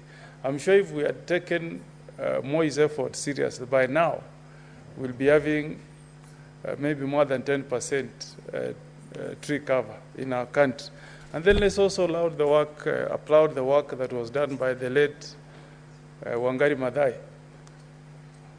When people wanted to grab Karura Forest, I was at that time serving as the chair of Ethics and Anti-Corruption Commission. And there were powerful people in government who had wanted to grab Karura Forest, that beautiful tree cover you see in Gigiri near the UN headquarters was at risk of being grabbed. And working jointly with the late Professor Wangari Maathai, we filed many cases in court and we managed to cancel titles that have been issued to private individuals. So Senator Haji, the effort that you are doing today resonates very well with our champions of environmental conservation that have lived in the past years. I would like you to even go a step further and borrow from what happens in some countries in the West. I remember when I was the chair of Law Society and I visited Australia, and I went to a friend's place, and a branch of a tree had fallen, and I was asking him, where can you chop the tree? And Madam Speaker, he said, for you to cut any tree, you make an application to the local authority. They will undertake public participation before you are allowed to cut that tree. That's how serious some countries take the issue of cutting trees. So what has been proposed here is actually not very radical. It's not very radical. I wish Senator Haji, you can go a step further. If you drive, I think, along UN, I hope I'm not getting the name of the road wrong. If you drive, I think it's UN Avenue, past the UN headquarters as you go into Runda, and as you drive from Limuru Road, Madam Speaker, you will see that there has been a sustained effort of cutting trees. I don't know for what purpose along that road. And the beauty that used to be there is long gone. But I don't think the person who is doing that exercise has been taken through a very rigorous process before he was given permission to cut those trees. How I wish, Madam Speaker, we can improve this bill to have real public participation before anybody is allowed to cut trees within our urban centers. In fact, if I remember correctly, what that lawyer told me is their public participation, you conduct a vote. You know, people who reside in that estate are invited to cast a vote and either answer in affirmation whether they support the cutting of that tree or not. And then you'll be given a permit that is conditional, that if you chop that tree, you must plant another one in replacement. So those are the kind of laws that we need to incorporate here, Senator Haji, because the target in this country is to plant 870 million trees to enable us meet the constitutional threshold of 10% tree cover in the country. If you leave it to our governors, Madam Speaker, and we don't put in place stringent laws that can discourage the cutting of trees, we'll wake up and find instead of increasing our tree cover, we'll be reducing it. And I like the idea of ensuring that we have seedlings, that nurture trees that are friendly to us. We are one of the most adversely affected regions. Senator Onyonka's county of Kisii and Nyamira. I don't know who introduced these blue gums to our region. You are lucky, Madam Speaker, where you come from. You had Wangari Maathai, professor. She discouraged the planting of gum trees. In my county of Nyamira, Madam Speaker, most of our streams, water streams, have dried up. People are trekking long distances to look for a river where they can fetch water. Because we were never properly guided, we planted gum trees in, very close to our river banks. And we now have a serious water scarcity in Kisii and Nyamira counties. So the idea of ensuring that the seedlings that are put up by our county governments contain seedlings that are friendly to our environment is so important, Senator Haji. And I wish you can even strengthen that and include some research. Before you are allowed to set up a seedling, there should be some research that has been undertaken so that we plant trees that are friendly to our environment. Madam Speaker, everything is about sustainable management of our environment for the future generations, those who will be living after us in the next 100 years. what will they find? What did we leave behind? If you leave a country that has no water, you'll be creating a situation where war will break out. River Nile here that serves, I think, 9 countries. 9 countries, including the Egypt, the Sudan. Madam Speaker, there is a clause there that if you do anything that endangers that River Nile, it can be a ground for war. So I think I support this bill, Senator Aji, and I think we should all support it.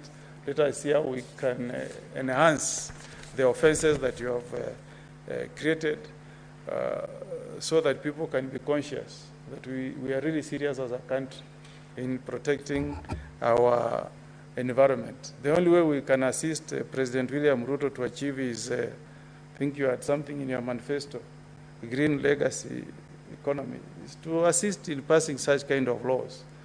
Without laws, Madam Speaker, people will carelessly cut trees, sell charcoal.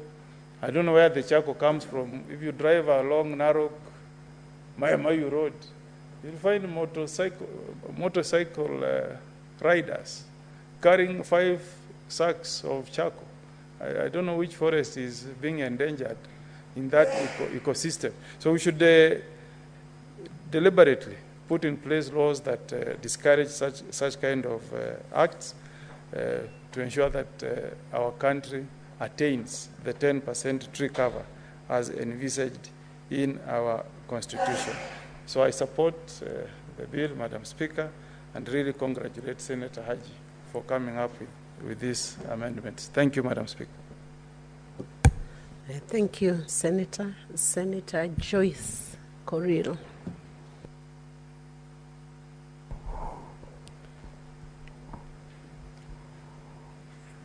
Yeah, thank you very much, Madam Speaker, for giving me this opportunity to also congratulate the Senator Haji, for the amendments that is before the floor of this House. And maybe before that, Madam Speaker, allow me also to welcome the honorable members of this House from the long recess. I know it has been long, but I just want to say that welcome back and to the business. Madam Speaker, I want to really thank the honorable senator for the amendments that he has brought to this House, and also to thank the government for the few steps that they have made in terms of making sure that environmental issues are addressed, especially the tree planting, which has been witnessed in some few years that has passed. And also want to echo the sentiments of Honorable Omogeni, where the first leaders of this country, the retired President Moi, did a lot in terms of making sure that the trees were planted along the way or along the highway, which can also still be witnessed in some of the areas. Madam Speaker, the amendment is trying to promote the planting of trees in all public land. And Madam Speaker, I want to also bring to the attention of the members that there was a suggestion that we need to have the Green Army. I don't know whether it is in the Act, but this was supposed to assist the counties in terms of implementation, because every now and then we have the Environmental Day, we do the planting and we leave up to the next season. We don't know whether there are some which needs replacements before even the next planting season comes, and these are the only people who can assist us in terms of making sure that these trees are managed well. The Act also is trying to establish at least one tree nursery in each county. I would want to request the Senator Archie that it would have been prudent for us maybe to have established one nursery in every constituency. Every constituency.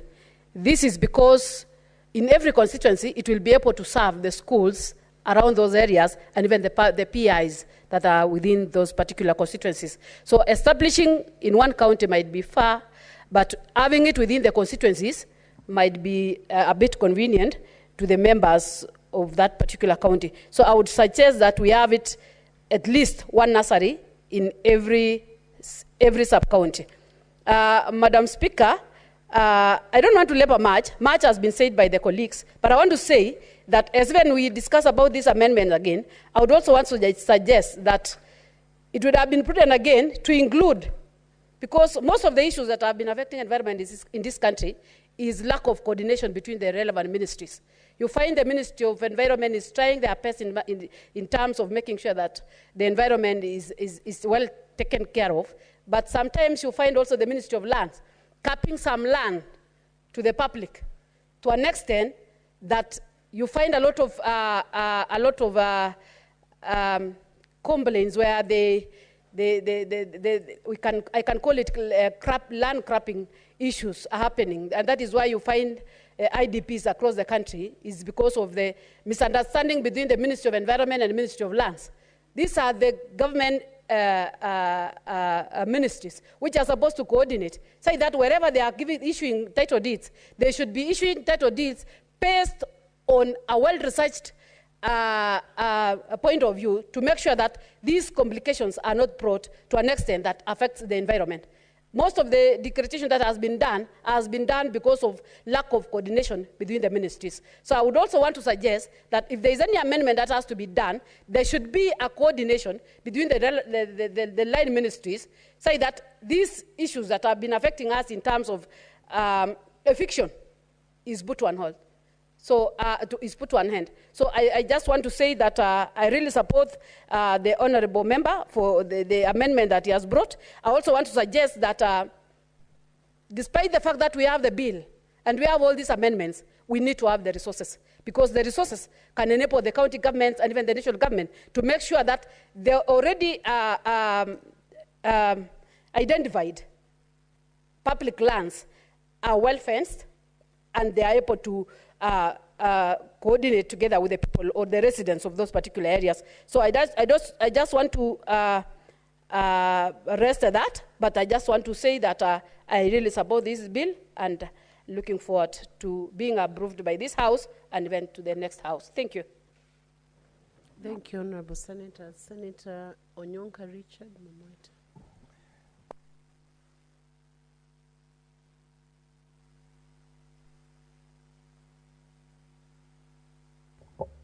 Madam Speaker, thank you so much for giving me this opportunity to contribute to this really amazing bill. Madam Speaker, for me, I have realized since I came to the Senate, it has dawned on me that if Kenyans, or at least the leadership of this country, was to visit Kenya, then they would understand why such bills would make a lot of sense in our country. Madam Speaker, recently we went to Mandera. And indeed, I believe the reason why Senator Haji has brought this bill is because he comes from there. It was amazing to see how our brother, the former governor of Mandera, and even the current governor, and I'm sure Mr. Haji also, that team has done in Mandera what was very, very surprising. And I want to congratulate them because, Madam Speaker, this is a place where you walk in and you see it's a desert, but yet you see what human endeavor can do. You see what people who mean well for their people can do. Madam Speaker, they have planted trees. They have hired women who are disadvantaged because of the environment and the circumstances. And these women are the ones who are actually pouring water on these trees. And as we speak, Madam Speaker, they have done close to 250,000 trees. What was most shocking to us who had never been there is that those trees were specifically picked for the environment under which they were planted. And what shocked me, before we kept talking about the muarobaini, and we were looking at it from the health perspective. And yet, in reality, the muarobaini is a hardened tree. It's a tree that the governor mentioned to us that they actually had to go and pick from Dubai the nursery pieces which they used initially to start the program. Number two, we were shocked also that the county of Mandera has actually set up nurseries for growing those trees, and there was even information which were given that more research is being done so that those trees can grow faster, they can grow better and create a better environment, which it is. Number two, Madam Speaker, I want to say that Kenyans should remember, and indeed the leadership in this House should remember, that the United Nations Environmental Program is in Kenya. It's in Nairobi. That has been one of the biggest stories since 1979 when they came here the first time, Madam Speaker. And what having UNEP here meant was not that this should be the center where international conferences on the environmental issues are held. Yes, that was one of them. But the second issue was the fact that Kenya as a country was supposed to be a model country. So that when those people are coming internationally to come and see what the UNEP has done in Kenya and what Kenya has done as a member of UNEP, so that we can show them and showcase what we've done. Unfortunately, we didn't succeed, but as you know, Madam Speaker, it is through Her Excellency, the great leader of this country, Madam Wangari Maathai, who saved Karura Forest, who saved Uhuru Park, and many other environmental areas that were supposed to be saved. And yet, of course, Madam Speaker, if you look, the reality is that this bill that has been brought by our brother here is a wonderful bill. I agree with you. The only what we need to increase on or add on is that, Honorable Haji, in other countries, and if we look at the international best practice, they have actually environmental police. These are individuals who don't carry guns. They're given regions. They're given vehicles where they inspect, where they look. This can be deposed at the county governments or at the sub-county, like one of my colleagues has talked about. I also wanted, Honorable Haji, if there's a way where we can begin and start discussing what has been happening in terms of our education on matters environment. You notice the issue of carbon credits has come recently. I'm sure that the university has not been emphasizing deeply and discussing that science and what it means to our environmental protection and support.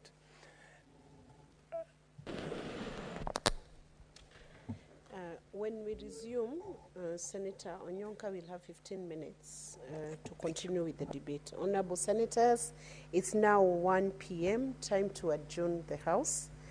The Senate therefore stands adjourned until later today, Wednesday, 12 February 2025 at 2:30 p.m.